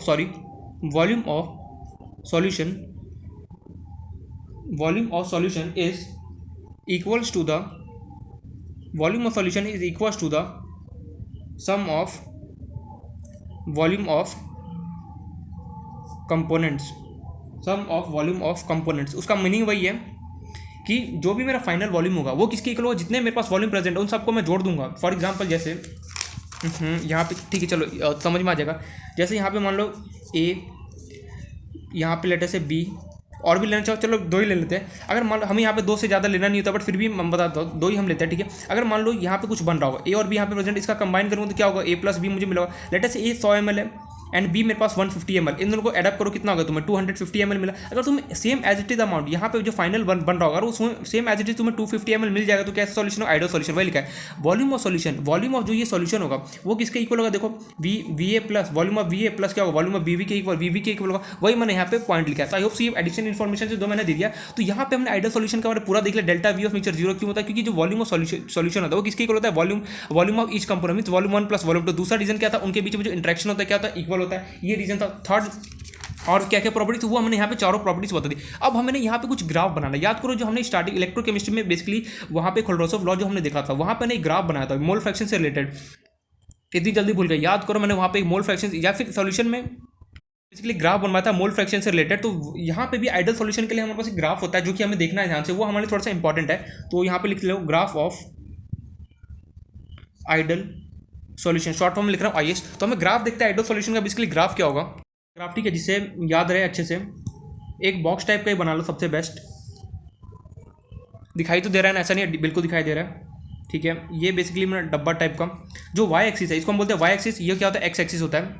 पेन का इधर चला, चलो कोई नहीं। वाई एक्सिस जो होता है उसमें हम इंडिकेट करते हैं वेपर प्रेशर को, वेपर प्रेशर। एंड जो एक्स एक्सिस जो हमारा होता है इसके अंदर हम इंडिकेट करते हैं किसको, मोल फ्रैक्शन को हम यहाँ पे प्लॉट करते हैं, ठीक है। ग्राफ ध्यान से देखना क्या कैसे बनाना बोला, ये हम ऑलरेडी डिस्कस कर चुके हैं जब अपना इलेक्ट्रोकेमिस्ट्री देख रहे थे, बट वहाँ पे हमने यहाँ पे थोड़ा सा डिटेल में पढ़ना है। प्रोडक्ट ये इस वाले पॉइंट पे जो ये पॉइंट है बेसिकली जो कॉर्नर वाला पॉइंट है, यहाँ पे मैंने एज्यूम किया जो मोल फ्रैक्शन ऑफ ए होगा वो मैंने किया 0। एंड जो मोल फ्रैक्शन ऑफ अगर ए 0 तो बी का मोल फ्रैक्शन कितना होगा, कॉमन सेंस से बताओ कितना होगा, क्या होगा भैया। अगर इस पॉइंट पे मेरे पास मोल फ्रैक्शन ऑफ ए अगर तो मेरे पास यहाँ पे 0 है, तो यहाँ पे इस पॉइंट पे मोल फ्रैक्शन ऑफ बी कितना होगा। यार क्या पूछ दिया इसने, मुझे तो कुछ समझ में नहीं है। अरे भैया मैं ये पूछ रहा हूँ अगर इस पॉइंट पे मोल फ्रैक्शन ऑफ ए अगर उसका वैल्यू अगर 0 है, तो इन दैट केस यहाँ पे जो बी होगा उसका मोल फ्रैक्शन कितना होगा। क्या होगा, इसको एक सेकंड पूछा करे, मैं दिमाग घूम जाता, मैंने बोला क्या पूछ लिया यार। यहाँ पे मैं ये पूछना चाहता हूँ भैया इस पॉइंट पर अगर मेरे पास ए का मोल फ्रैक्शन अगर 0 है, तो इन दैट केस बी का मेरे पास मोल फ्रैक्शन कितना होगा। देखो अगर पता है तो वैल्यू बहुत अच्छी, थम्स अप, अगर नहीं पता तो बहुत शेम की बात है, क्योंकि ये पता होना चाहिए था। यहाँ पे देखो अगर मेरे पास यहाँ पे दिखाई दे रहा है ना, कैमरा पीछे हो गया नहीं बिल्कुल, अगर ए का यहाँ पे मोल फ्रैक्शन अगर 0 है तो सीधी सी बात है बी का मेरे पास मोल फ्रैक्शन कितना होगा, 1 होगा। यार कैसे 1 बोल दिया तूने, याद कर हमने एक रिलेशन पढ़ा था, कोई भी दो चीज़ों को अगर मैं मिलाऊंगा उसका मोल फ्रैक्शन वैल्यू कितना होना चाहिए, 1 होना चाहिए। मीन्स मोल फ्रैक्शन अगर मैं यहाँ पे ए और बी की बात करूँ तो mole fraction of A plus mole fraction of B equal to value कितना आना चाहिए, 1 टोटल होना चाहिए 1। याद करो हमने कई बार मैं डिस्कस कर चुका हूँ कि अगर मुझे कभी भी मोल फ्रैक्शन अगर चेक करना अगर दो चीज़ों को अगर मैं उन दोनों को एडअप करूँ, अगर उसका वैल्यू अगर 1 आ गया तो मैं समझूंगा कि मेरा मोल फ्रैक्शन क्या एकदम करेक्ट है। मोल फ्रैक्शन निकालने में बहुत सारे स्टूडेंट क्या करते हैं, एक का मोल फ्रैक्शन निकाल लेते, किसी का दूसरे का क्या करते हैं, जैसे मान लो ए का तुम्हारे पास कुछ आ गया 0.8 आ गया, अगर तुम्हें बी का मोल फ्रैक्शन निकाल सिंपली क्या करते हैं, या 1 में से क्या इसको सब्ट्रैक्ट कर देते हैं, यहाँ पे बी का मोल फ्रैक्शन आ गया, एकदम सिंपल। तो हमें एक बात पता है कि अगर कोई भी दो चीज़ है, दो चीज़ का अगर हमें पता है कि मोल फ्रैक्शन उनको एडअप करूँगा तो वैल्यू कितना होगा, हमें 1 देता है। तो यहाँ पर अगर ए का मेरे पास मोल फ्रैक्शन अगर 0 हो गया, अगर मेरे पास ए का यहाँ पे मोल फ्रैक्शन 0 हो गया, तो मेरे पास बी का मोल फ्रैक्शन कितना होगा, सीधी सी बात है 1 हो जाएगा। तो यहाँ पे 1 लिखा, सेम एज इट इज यहाँ पे इस कॉर्नर को पकड़ो, क्वेश्चन हम ग्राफ बना रहे हैं। अगर यहाँ पे अगर मेरे पास ए का मोल फ्रैक्शन अगर 1 हो गया तो बी का मेरे पास मोल फ्रैक्शन कितना होगा, सीधी सी बात है 0 हो जाएगा, क्योंकि mole fraction of A plus mole fraction of B का वैल्यू कितना होता है, 1 होता है हमारा, ये हमें पता है। अब एक बात बताओ, यहाँ पे अगर मोल फ्रैक्शन ऑफ ए 0 है और यहाँ पे मोल फ्रैक्शन का वैल्यू अगर 1 है, तो यहाँ पे क्या ये पॉइंट क्या हम इंडिकेट क्या कर रहे हैं। यार यहाँ पे मुझे लग रहा है ये पॉइंट मुझे ये इंडिकेट कर, अगर ए का नामो निशान नहीं मीन्स ए अगर मेरे पास यहाँ पे 0 है, इसका मतलब ये है कि यहाँ पे मुझे एकदम प्योर मेरे पास बी प्रेजेंट है, बिल्कुल सही। तो यहाँ पे लिख सकता हूँ pure B, same as it अगर यहाँ पे मेरे पास बी एकदम 0 है, यार बी के बारे में कोई नामो निशानी नहीं है, तो मैं ये बोल सकता हूँ इस पॉइंट पे मेरे पास क्या होगा, प्योर एकदम ए प्रेजेंट होगा, बिल्कुल सही। अब हमें यहाँ पे ग्राफ बनाना है। ग्राफ कैसे बनेगा, थोड़ा सा इंटरेस्टिंग है ग्राफ, बस नीट एंड क्लीन बना थोड़ा सा, ठीक है। ग्राफ कैसे बनेगा, यहाँ पे ये पॉइंट तो समझ में आ गया, ये दो कॉर्नर पॉइंट को पकड़ा मैंने, यहाँ पे मैंने लिखा मोल फ्रैक्शन ऑफ ए, अगर तुम किसी को बना सकते हो, पहले तुम्हारा मन करे यहाँ पे mole fraction of B later से A1 लेने का तो A1 ले सकते हो, बी 0 कर दो, तुम्हारे ऊपर चॉइस है, जो में से जो मन करे वो कर सकते हो। मैंने यहाँ पे लिया अगर मेरे पास ए का मोल फ्रैक्शन अगर 0 है तो बी का कितना होगा, 1 होगा। इस पॉइंट पे मैं बोल सकता हूँ प्योर मेरे को क्या मिलेगा, बी मिल रहा होगा। सिमिलर इस पॉइंट पे अगर मेरे पास ए का मोल फ्रैक्शन 1 है तो मैं क्या बोल सकता हूँ, इस पॉइंट पे बी का जो मोल फ्रैक्शन क्या होगा 0 होगा। इस पॉइंट पे मुझे एकदम प्योर ए मुझे मिल रहा होगा, ठीक है। एक बात पता चले, अब उसका ग्राफ कैसे, इसका जो ग्राफ होता है बेसिकली कुछ इस टाइप से हमारे पास बन रहा होता है, बन जाए तो देख लेना, एकदम स्ट्रेट लाइन है, ठीक है। इस पॉइंट को बेसिकली हम बोलते हैं P naught of vapour pressure of A, क्योंकि ए यहाँ पे प्रेजेंट है तो mole fraction of A. Similarly यहाँ से जब मैं बनाऊंगा तो कुछ इस पॉइंट से थोड़ा सा ऊंचा हमारे पास हमेशा बनेगा, लाइन अगर टेढ़ा बन जाए तो देख लेना, ये इस पॉइंट को हम बोलेंगे क्या होगा, मोल फ्रैक्शन ऑफ क्या होगा, बी होगा। तो ये हमारा आइडियल सॉल्यूशन का बेसिकली हमारे पास ग्राफ बनता है। यहाँ अगर ये वाला ग्राफ बनाना चाहो तो ये बेसिकली किसका, ए का ग्राफ हो गया, एंड ये वाला अगर मैं बनाना चाहूँ तो सिंपली क्या होगा, बी का होगा। रॉल्स लॉ से तुम क्या लिख सकते हो, P of A is equals to P naught of A into mole fraction of क्या होगा ए। सिमिलर ये किसका मेरे पास बी का बनेगा, तो यहाँ पे अगर मैं ये लिखना चाहूँ क्या होगा, P of B is equals to P naught of B into क्या होगा, मोल फ्रैक्शन ऑफ बी। अरे भैया सीधे सीधे बात पता है मुझे, ये जो ग्राफ बना वो किसका बना, यहाँ पे ए का बना, और सिमिलरली ये वाला जो लाइन बना किसका बना, बी। तो मैं यहाँ पे मैंने वेपर प्रेशर का सिंपली रॉल्स लॉ का इक्वेशन लिख दिया, ठीक है। अब अगर मैं इन दोनों पॉइंट को अगर मैं एडअप करूँगा तो क्या होगा, मुझे टोटल वेपर प्रेशर मिल जाएगा। तो एकदम स्ट्रेट लाइन बनाना बिना टेढ़ा मेढ़ा, अगर मैं इन दोनों पॉइंट्स को, मैं ये लाइन में थोड़ा सा टेढ़ा बन गया, अगर मैं इन दोनों पॉइंट को आपस में एडअप करूँगा तो सिंपली क्या होगा, मुझे टोटल वेपर प्रेशर मिल जाएगा ए और बी का। तो सिंपली ये क्या होगा, पी टोटल का वैल्यू क्या होगा, पी ऑफ ए प्लस क्या होगा, पी ऑफ बी।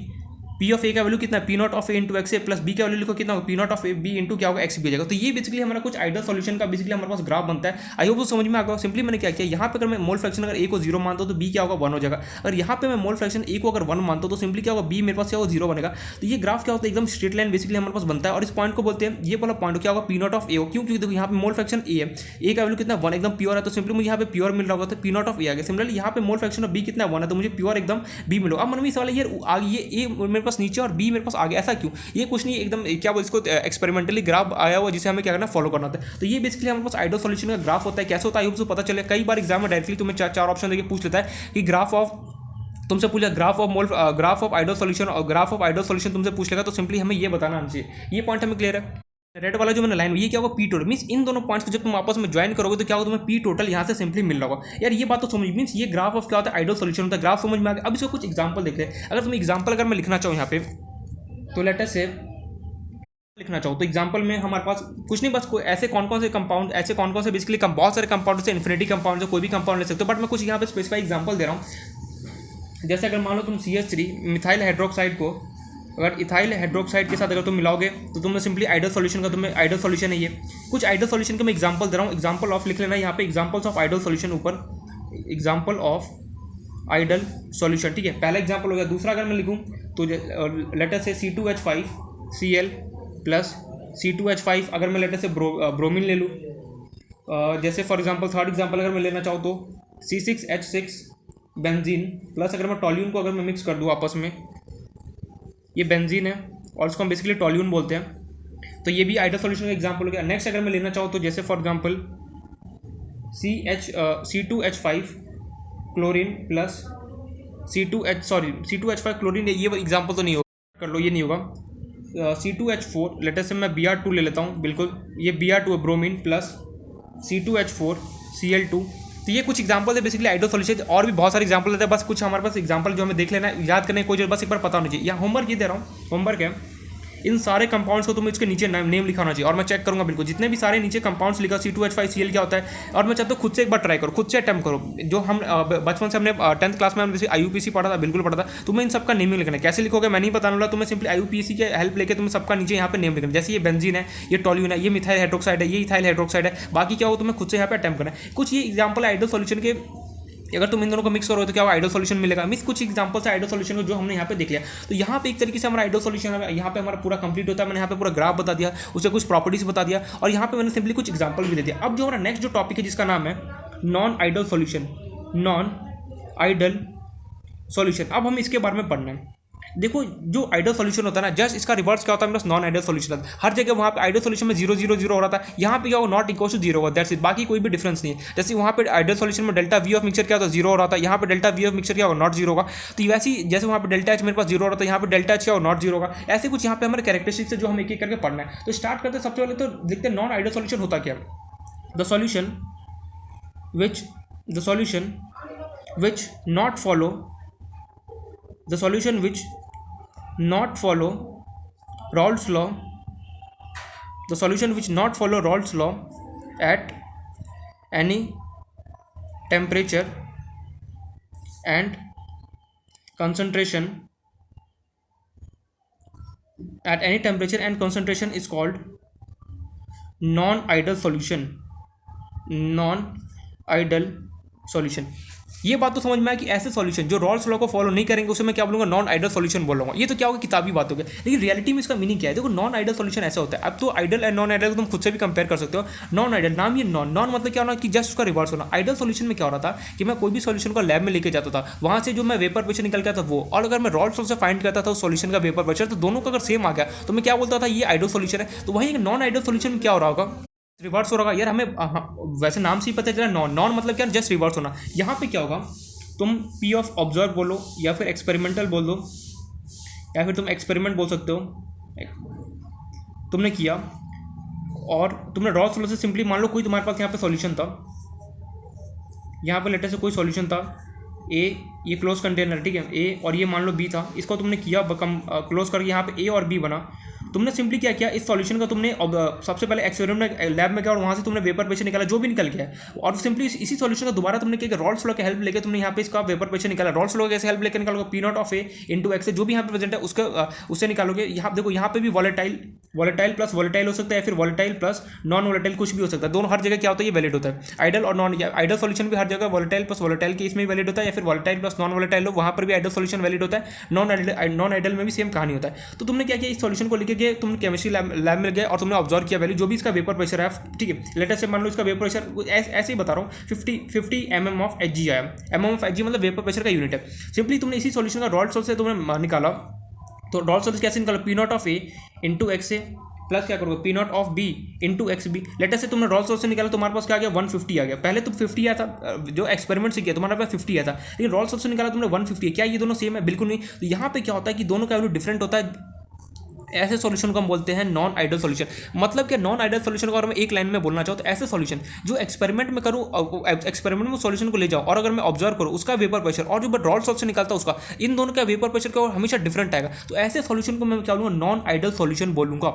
यार क्या बोला, एक बार फिर से रिपीट कर, मैंने बिल्कुल सही। मैं यहाँ पे ये बोलना चाहता हूँ तुम्हारे पास कोई सॉल्यूशन है, ठीक है। लेटेस्ट से तुमने क्या किया, एक ग्लास लिया, तुम्हारे पास एक ग्लास था, ठीक है, उसके अंदर मान लो कोई सॉल्यूशन प्रेजेंट था, तुमने निकाला तो लेटर से तुम्हारा वेपर प्रेशर आया 150 आया। लेटर से तुम्हारे बगल में किसी ने निकाला, फ्रेंड ने निकाला, उसका लेटर से वेपर प्रेशर कितना 200 है। क्या तुम दोनों का वेपर प्रेशर सेम है? सॉल्यूशन सेम ही था, दोनों को मैंने क्या किया, यहाँ पे दोनों का लेटर से वाटर प्लस कोई भी वाटर प्लस मिथाइल हाइड्रोक्साइड का सॉल्यूशन तुम्हें दे दिया। मैंने बोला दोनों को वही सॉल्यूशन दिया, मैंने बोला तुम दोनों वेपर प्रेशर निकालो। मान लो कुछ कैलकुलेशन मिस्टेक इसने किया, इसका 200 आएगा, तुम्हारा 150, क्या ये दोनों सेम है? बिल्कुल नहीं। तो ऐसे सॉल्यूशन को हम क्या बोलेंगे, नॉन आइडल सॉल्यूशन बोलेंगे। मतलब कि जो हमने एक्सपेरिमेंट में किया वो और मैं रॉल्स लॉ से निकाला वो, दोनों का अगर कभी भी मैच नहीं करेगा, इन दैट केस ऐसे सॉल्यूशन को हम बोलते हैं non ideal solution. For example अगर तुम इंडिविजुअली निकाल दे, फॉर लेट अस से पी ऑफ, यहाँ पे ऑब्जर्व लिखो, एक्सपेरिमेंट समझ जाना, पी ऑफ ऑब्जर्व, तुमने ऑब्जर्व निकाला सॉल्यूशन का, और वही सिमिलरली तुम रॉल्स लॉ से निकालते हो, P naught of A into X A करते हो। ये दोनों वैल्यू भी सेम। अगर मान लो इंडिविजुअली निकाल, तुम्हारा मन क्या, क्यों ना मैं सॉल्यूशन का रॉल्स लॉ से वेपर प्रेशर निकालता हूँ जो भी है, तुम क्यों, तुम्हारे मन में सवाल है क्यों ना मैं इस सॉल्यूशन को लैब में ले जाऊँ और उसका वेपर प्रेशर निकालो। तो देखा इन दोनों अगेन यहाँ से सेम नहीं है, अगेन कि ये कैसा सॉल्यूशन, नॉन आइडल। सिमिलरली तुमने बी के साथ किया, यहाँ पे ए लिख लेना, यहाँ से ऑब्जर्व या फिर एक्सपेरिमेंट, और सिमिलरली इसको अगर निकालना चाहो P naught of B into X B. तुमने देखा इस बी सॉल्यूशन को तुमने लैब में लेके गए, वहाँ से तुमने इसका वेपर प्रेशर निकाला वो, और रॉल्स लॉ की मदद से तुमने निकाला। देखा तुम इन दोनों का वैल्यू तो सेम आ ही नहीं रहा है। अगेन कैसा सॉल्यूशन, नॉन आइडल सॉल्यूशन होगा। चाहे तुम इंडिविजुअल का निकालो या फिर तुम कंबाइन करके निकालो। नॉन आइडल सॉल्यूशन के केस में क्या होता है, हमेशा रॉल्स लॉ और जो एक्सपेरिमेंटल वैल्यू दोनों क्या होता है, हमेशा डिफरेंट होता है, जिस वजह से क्या होता है बेसिकली इस सॉल्यूशन को बोलते हैं नॉन, ऐसे सॉल्यूशन को बोलते हैं नॉन आइडल सॉल्यूशन। ये पॉइंट में क्लियर हो गया। तो यहाँ पे नॉन आइडल सॉल्यूशन एक तरीके से दो पार्ट में बांटा गया। इसके नॉन आइडल सॉल्यूशन का मतलब दो सन है। जैसे आइडल सॉल्यूशन था उसको कोई सन वन नहीं था, वो सिर्फ अकेला था, लेकिन यहाँ पे जो नॉन आइडल सॉल्यूशन है उसका दो सन है। कौन कौन से, तो वो मैं यहाँ पे क्लासिफाई कर देता हूँ। नॉन आइडल सॉल्यूशन के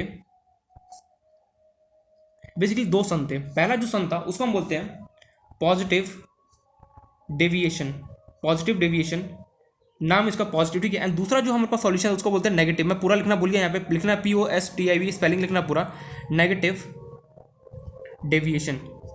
एक तो पॉजिटिव डेविएशन आता है, कुछ नहीं, नॉन आइडल सॉल्यूशन को दो पार्ट में बांट दिया हमने, एक पॉजिटिव डेविएशन और एक नेगेटिव डेविएशन। क्या होता है ये पॉजिटिव नेगेटिव पूरा डिटेल में देखेंगे। पॉजिटिव डेविएशन को हम कई बार, इसका दूसरा एक नाम होता है शो, इसका नाम दूसरा है, और करके लिख दो, show positive deviation, show positive deviation from Rawls law. इसी का दूसरा नाम है पॉजिटिव डेविएशन का ही, फ्रॉम रॉल्स लॉ। इसका क्या हो सकता है दूसरा नाम, show negative deviation, show negative deviation from Rawls law. मतलब कि जो नॉन आइडियल सॉल्यूशन था उसका मैंने दो पार्ट में बांटा। एक पार्ट क्या था, positive division. Positive division basically उसका दूसरा नाम क्या है, ये नाम ज़्यादा याद रखो, ज़्यादा बेटर है। पॉजिटिव डिवीजन ऐसा होता है जो रोल्स है उससे पॉजिटिव डिवीजन शो करता है, वहीं जो नेगेटिव डिवीजन है वो क्या करता है, रोल्स से नेगेटिव डिवीजन शो करता है। डिवीजन मतलब क्या होता है, मुड़ जाना, टेढ़ा मेढ़ा मुड़ जाना। मींस डिवीजन का मतलब क्या होता है, इधर उधर मुड़ जाना, उसे हम डिवीजन बोलते हैं। कैसे ये पॉजिटिव और नेगेटिव डिवीजन शो करेगा हम पूरा डिटेल में देखेंगे, लेकिन उससे पहले हमें नॉन आइडियल सॉल्यूशन के बारे में ब्रीफली हमें पता होना चाहिए। उसका डेफिनेशन क्या था मैंने बता दिया। नॉन आइडियल सॉल्यूशन को दो पार्ट में हमने बांट दिया, पॉजिटिव डिवीजन, नेगेटिव डिवीजन। क्या होता है मैंने यहाँ पे ब्रीफली बस उसका अलग सा नाम रख दिया। पॉजिटिव डिवीजन ऐसे डिवीजन होता है जो बेसिकली क्या रोल्स होते हैं हमेशा पॉजिटिव डिवीजन शो करता है, वही नेगेटिव डिवीजन क्या होता है, रोल्स होते हैं हमेशा नेगेटिव डिवीजन को शो करता है। कुछ भी ये स्पेशल नहीं, बस एक ग्राफ आएगा इन दोनों का, बस हमें वो देखना है, सब कुछ समझ में आ जाएगा। ये पॉइंट करो। अब हमें जैसे हमने देखा था आइडियल सॉल्यूशन में कुछ कैरेक्टरिस्टिक देखा था, सेम एज इट इज मुझे नॉन आइडियल सॉल्यूशन का भी हमें कुछ कैरेक्टरिस्टिक देखना पड़ेगा। क्या क्या कैरेक्टरिस्टिक्स है वो हम एक एक करके देख लेते हैं। तो कैरेक्टरिस्टिक सिंपल से यहाँ पे ये होने वाला है, जो भी हमने वहाँ पे पढ़ा आइडियल सॉल्यूशन जस्ट उसका यहाँ पे रिवर्स होने वाला है। क्या क्या देख लेते एक बार फटाफट, तो क्विक हो जाएगा। कैरेक्टरिस्टिक्स, ठीक है, लिख लेना characteristics of non ideal solution. Non ideal solution क्या बेसिकली हमारे पास यहाँ पे कुछ कैरेक्टरिस्टिक्स है, वो हमें यहाँ पे एक एक करके पढ़ना है, ठीक है। समझ जाना कि पॉजिटिव डिवीजन नेगेटिव डिवीजन का मैं पूरा डिटेल में एक एक करके सब कुछ एक्सप्लेन करूंगा। बस अभी के लिए फिलहाल समझते रहो, कुछ नाम देख लो कि नॉन आइडियल सॉल्यूशन दो, इसका फादर कौन है, नॉन आइडियल है, उसका सन कौन है, एक तो पॉजिटिव डिवीजन और एक नेगेटिव डिवीजन। क्या होता है मैंने बस थोड़ा सा यहाँ पे बता दिया, मैं पूरा डिटेल में बस डिस्कस करने वाला हूँ। पहले कुछ कैरेक्टरिस्टिक देख लेते हैं नॉन आइडियल सॉल्यूशन का। पहला कैरेक्टरिस्टिक क्या है, डेल्टा वी ऑफ मिक्सचर होगा यहाँ पे नॉट इक्वल टू 0। अरे भैया यहाँ पे क्या होगा बेसिकली कि तुम लेटर से तुमने ए और बी, तुम्हारे पास ए प्रेजेंट था 20, बी प्रेजेंट था 30, तुमने इन दोनों को मिला, तुम्हें लेटर से यहाँ पे मिल गया 40 मिला। यहाँ पे 10 कहाँ चला, मान लो 10 हीट वगैरह मेरे कहीं लॉस हो गया। मतलब कि तुम जो यहाँ पे मिला रहे हो, जैसे तुम्हारे पास वहाँ पे क्या था, volume of solution is equal to volume of each component. यहाँ पे ऐसा कुछ नहीं, तुम दोनों को लेटर से 20 और 30 को आपस मिला, तुम्हें 50 मिलना चाहिए। अगर 50 मिलता तो आइडियल सॉल्यूशन था, लेकिन यहाँ पे तुम्हें लेटर से 40 मिला। मान लो घर से मार्केट से तुम चीनी लेके आए 1 kg, रास्ते में मान लो कि तुम्हारा पैकेट फट गया, बहुत सारी चीनी वेस्ट हो गया, घर लाओगे तो क्या 1 kg रहेगा, बिल्कुल नहीं। कैसा सॉल्यूशन होगा, नॉन आइडियल सॉल्यूशन हो गया। तो डेल्टा वी ऑफ मिक्सचर क्या होता है, not equal to 0। Second point, delta H of mixture जो होता है अगेन क्या होता है, not equal to 0। Means enthalpy जो यहाँ पे होता है वो अगेन नॉट इक्वल टू 0 होता है। मतलब कि तुम्हें ए और बी को जो तोड़ने में एनर्जी, लेटर से तुमने इसको दिया 200 जूल, तुमने इसको तोड़ने में दिया, लेकिन यहाँ से तुम्हारे पास हीट कितना 150 जूल रिलीज हुआ, बाकी 50 जूल पता नहीं कहाँ चला गया। ऐसे सॉल्यूशन को क्या बोलेंगे, नॉन आइडियल सॉल्यूशन। थर्ड जो यहाँ पे पॉइंट है, force of attraction. Force of attraction, यहाँ पे फोर्स ऑफ अट्रैक्शन कैसे होंगे, क्या इक्वल होंगे या फिर अलग अलग होंगे। लेटर से ए बी और तुमने मिला दी ए और बी हो गया, तो यहाँ पे ए सबका अपना अपना डिफरेंट होता है। A is not equal to A B, A और यहाँ पे लिख लो बी बी।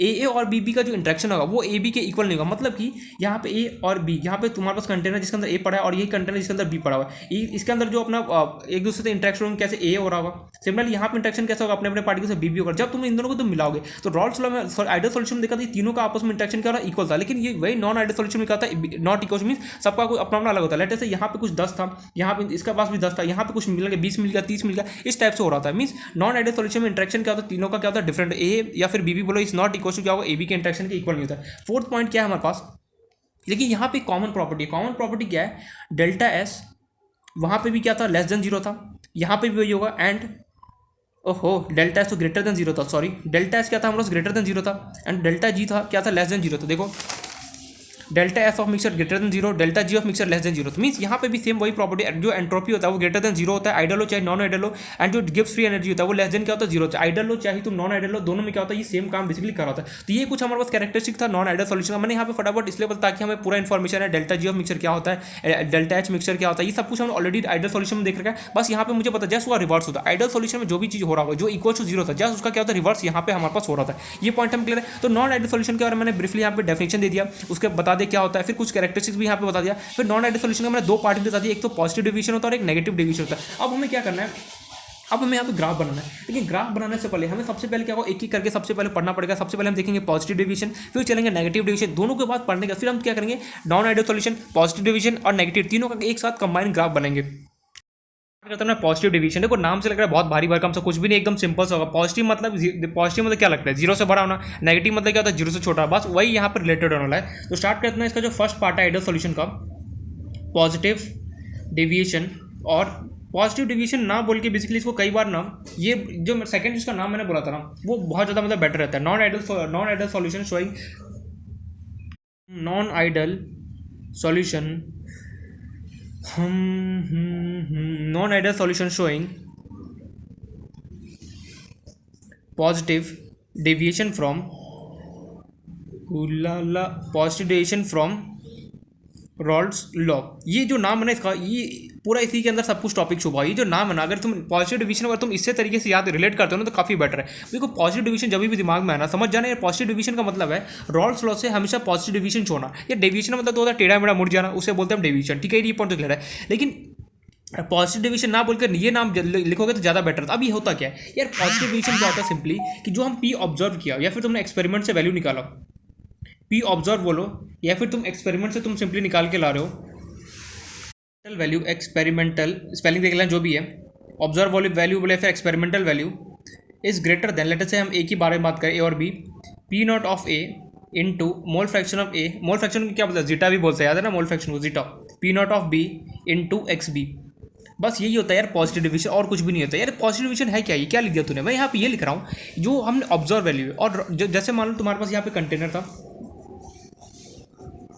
ये क्लोज कंटेनर सारे, यहाँ पे ए प्रेजेंट है, यहाँ पे बी प्रेजेंट है, यहाँ पे ए और बी प्रेजेंट है। लेटर से तुमने क्या कि इसका मोल फ्रैक्शन तुमने निकाला, किसी सॉरी वेपर प्रेशर, तुम किसी का भी निकाल सकते हो तुम्हारा मन। लेटर से मैंने बोला क्यों ना मैं जो कंबाइन हो गया इसका मैं वेपर प्रेशर निकालूं, तो मैंने एक्सपेरिमेंटल से निकाला, तो मेरे पास ये एक्सपेरिमेंटल हुआ, फिर ऑब्जर्व हुआ, मेरे पास लेटर से 250 mm ऑफ एच है। वहीं जब मैं रॉल्स लॉ से निकाला तो मैंने देखा रॉल्स लॉ से यार बस 100 आ रहा है, ये ऑब्जर्व है, ये रॉल्स लॉ से, तो यहाँ पे ग्रेटर देन कौन है, सीधी सी बात बताए ऑब्जर्व वैल्यू ग्रेटर देन है। इसी को हम क्या बोलते हैं, इसी को हम बोलते हैं पॉजिटिव डिवीजन। पॉजिटिव डिवीजन होने का सीधा सीधा मतलब है, लिख लो साइड में, अगर लिखना चाहो अपने लैंग्वेज में, अगर समझ में आ गया तो वेल एंड गुड, अगर लिखना चाहो तो लिख लो साइड में एक्सपेरिमेंटल वैल्यू, और या फिर ये लिख लो ऑब्जर्व वैल्यू, ये ज़्यादा बेटर है, ऑब्जर्व वैल्यू रॉल्स लॉ से ज़्यादा, रॉल्स लॉ से बिगर हो गया, फिर ज़्यादा लिख, चलो बिगर लिख देता हूँ, बिगर होता है उसे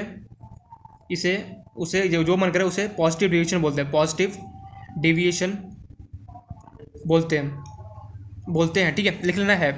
मतलब यार यहाँ पे पॉजिटिव डिवीजन का मतलब क्या है, पॉजिटिव डिवीजन का मैं एक लाइन में मतलब ये बोलूँगा, ऑब्जर्व वैल्यू बोलो या फिर एक्सपेरिमेंटल वैल्यू जो मैं निकालूंगा ग्रेटर देन होगा किससे, रॉल्स लॉ से अगर मैं निकालता हूँ वेपर प्रेशर, मान लो तुम्हारे पास कोई सॉल्यूशन है, उसी सॉल्यूशन का तुम एक्सपेरिमेंट से निकालते हो वो, और तुम रॉल्स लॉ से निकालते हो वो, तो क्या होगा यहाँ पे जो ऑब्जर्व वैल्यू होगा वो क्या होगा, ग्रेटर देन होगा किसके कंपेरिजन में, रॉल्स लॉ के कंपेरिजन में। ऐसे इसी को हम क्या बोलते हैं, पॉजिटिव डिवीजन बोला जाता है। फॉर एग्जाम्पल मान लो तुम इंडिविजुअली निकालते, जैसे तुमने पी निकाला, पी का तुमने ऑब्जर्व, तुम उसको लेकर लैब में लेके गए, तुमने उसको वेपर प्रेशर निकाला, यहाँ पे लिखे तो ऑब्जर्व या फिर एक्सपेरिमेंट, वो क्या होगा ग्रेटर देन होगा किससे, P naught of B into X B. मतलब कि जो रॉल्स लॉ से मैं निकालता वो और जो मैं लैब में लेके जाता वो क्या होगा, पॉजिटिव डिवीजन अगर हुआ तो सिंपल सी बात मुझे पता है जो एक्सपेरिमेंट में जो भी लैब में जो भी मैं वैल्यू निकालूंगा वेपर प्रेशर सॉल्यूशन का, वो क्या होगा हमेशा ग्रेटर देन होगा किसी कंपैरिजन में, रॉल्स लॉ के कंपैरिजन में। सिमिलरली अगर तुम ए का निकालते हो, लेटर से ऑब्जर्व तुम ए को ले गए लैब के अंदर, लेटर से उसका वेपर प्रेशर आया तुम्हारे पास 450 mm ऑफ एच है, लेकिन तुमने देखा रॉल्स लॉ से तुमने निकाला, देखा यार बस 300 mm ऑफ एच आ रहा है, मतलब यार ये तो पॉजिटिव डिवीजन है। तो ये क्या होगा, P of A greater than P naught of A into mole fraction of B, that's it. Positive deviation होने का सीधा सीधा ये मतलब है कि वो हमेशा रॉल्स लॉ के वेपर प्रेशर से क्या होगा, हमेशा ग्रेटर देन होगा, दैट्स इट। यही हमारा क्या होता है पॉजिटिव डिवीजन का। वहीं अगर मान लो नेगेटिव डिवीजन क्या होगा, नेगेटिव डिवीजन में क्या होता है, बस जस्ट का रिवर्स हो जाएगा, मी जो एक्सपेरिमेंटल वैल्यू या फिर ऑब्जर्व जो वैल्यू मैं करूंगा वो क्या होगा, छोटा होगा किसके कंपेरिजन में, रॉल्स लॉ के कंपेरिजन में, दैट्स इट। यही होता है पॉजिटिव और नेगेटिव डिवीजन। अब इससे कुछ कैरेक्टरिस्टिक देख लेते हैं, कैरेक्टरिस्टिक ये पॉजिटिव या ग्रेटर देन है किसी रॉल्स लॉ के, तो सबसे क्या होगा ग्रेटर देन जीरो का। अब देख वही रॉल्स लॉ में क्या होगा, सबसे क्या होगा छोटा होता है तो क्या होगा लेस देन जीरो होगा, दैट्स इट। यही होता है positive and negative division. Positive division मतलब ऑब्जर्व वैल्यू या फिर एक्सपेरिमेंटल वैल्यू क्या होगा, हमेशा ग्रेटर देन होगा किसी कंपैरिजन में रॉल्स लॉ के वैल्यू से। वही जो नेगेटिव डिवीजन होगा उसमें क्या होता है बेसिकली, जो ऑब्जर्व वैल्यू बोलो या फिर मैं एक्सपेरिमेंट लैब में लेके जाऊँ वहां पे वेपर प्रेशर निकालो, वो क्या होगा छोटा होगा किसी कंपैरिजन में रॉल्स लॉ के कंपैरिजन में, दैट्स इट। ये होता है पॉजिटिव एंड नेगेटिव डिवीजन। मैंने पॉजिटिव बता दिया, अब इसके कुछ कैरेक्टरिस्टिक देखते हैं, फिर मैं नेगेटिव डिवीजन बताऊंगा, फिर मैं यहाँ पे ग्राफ कंप्लीट करूंगा, तो एक तरीके से ये अपना टॉपिक क्या होगा कंप्लीट हो जाएगा।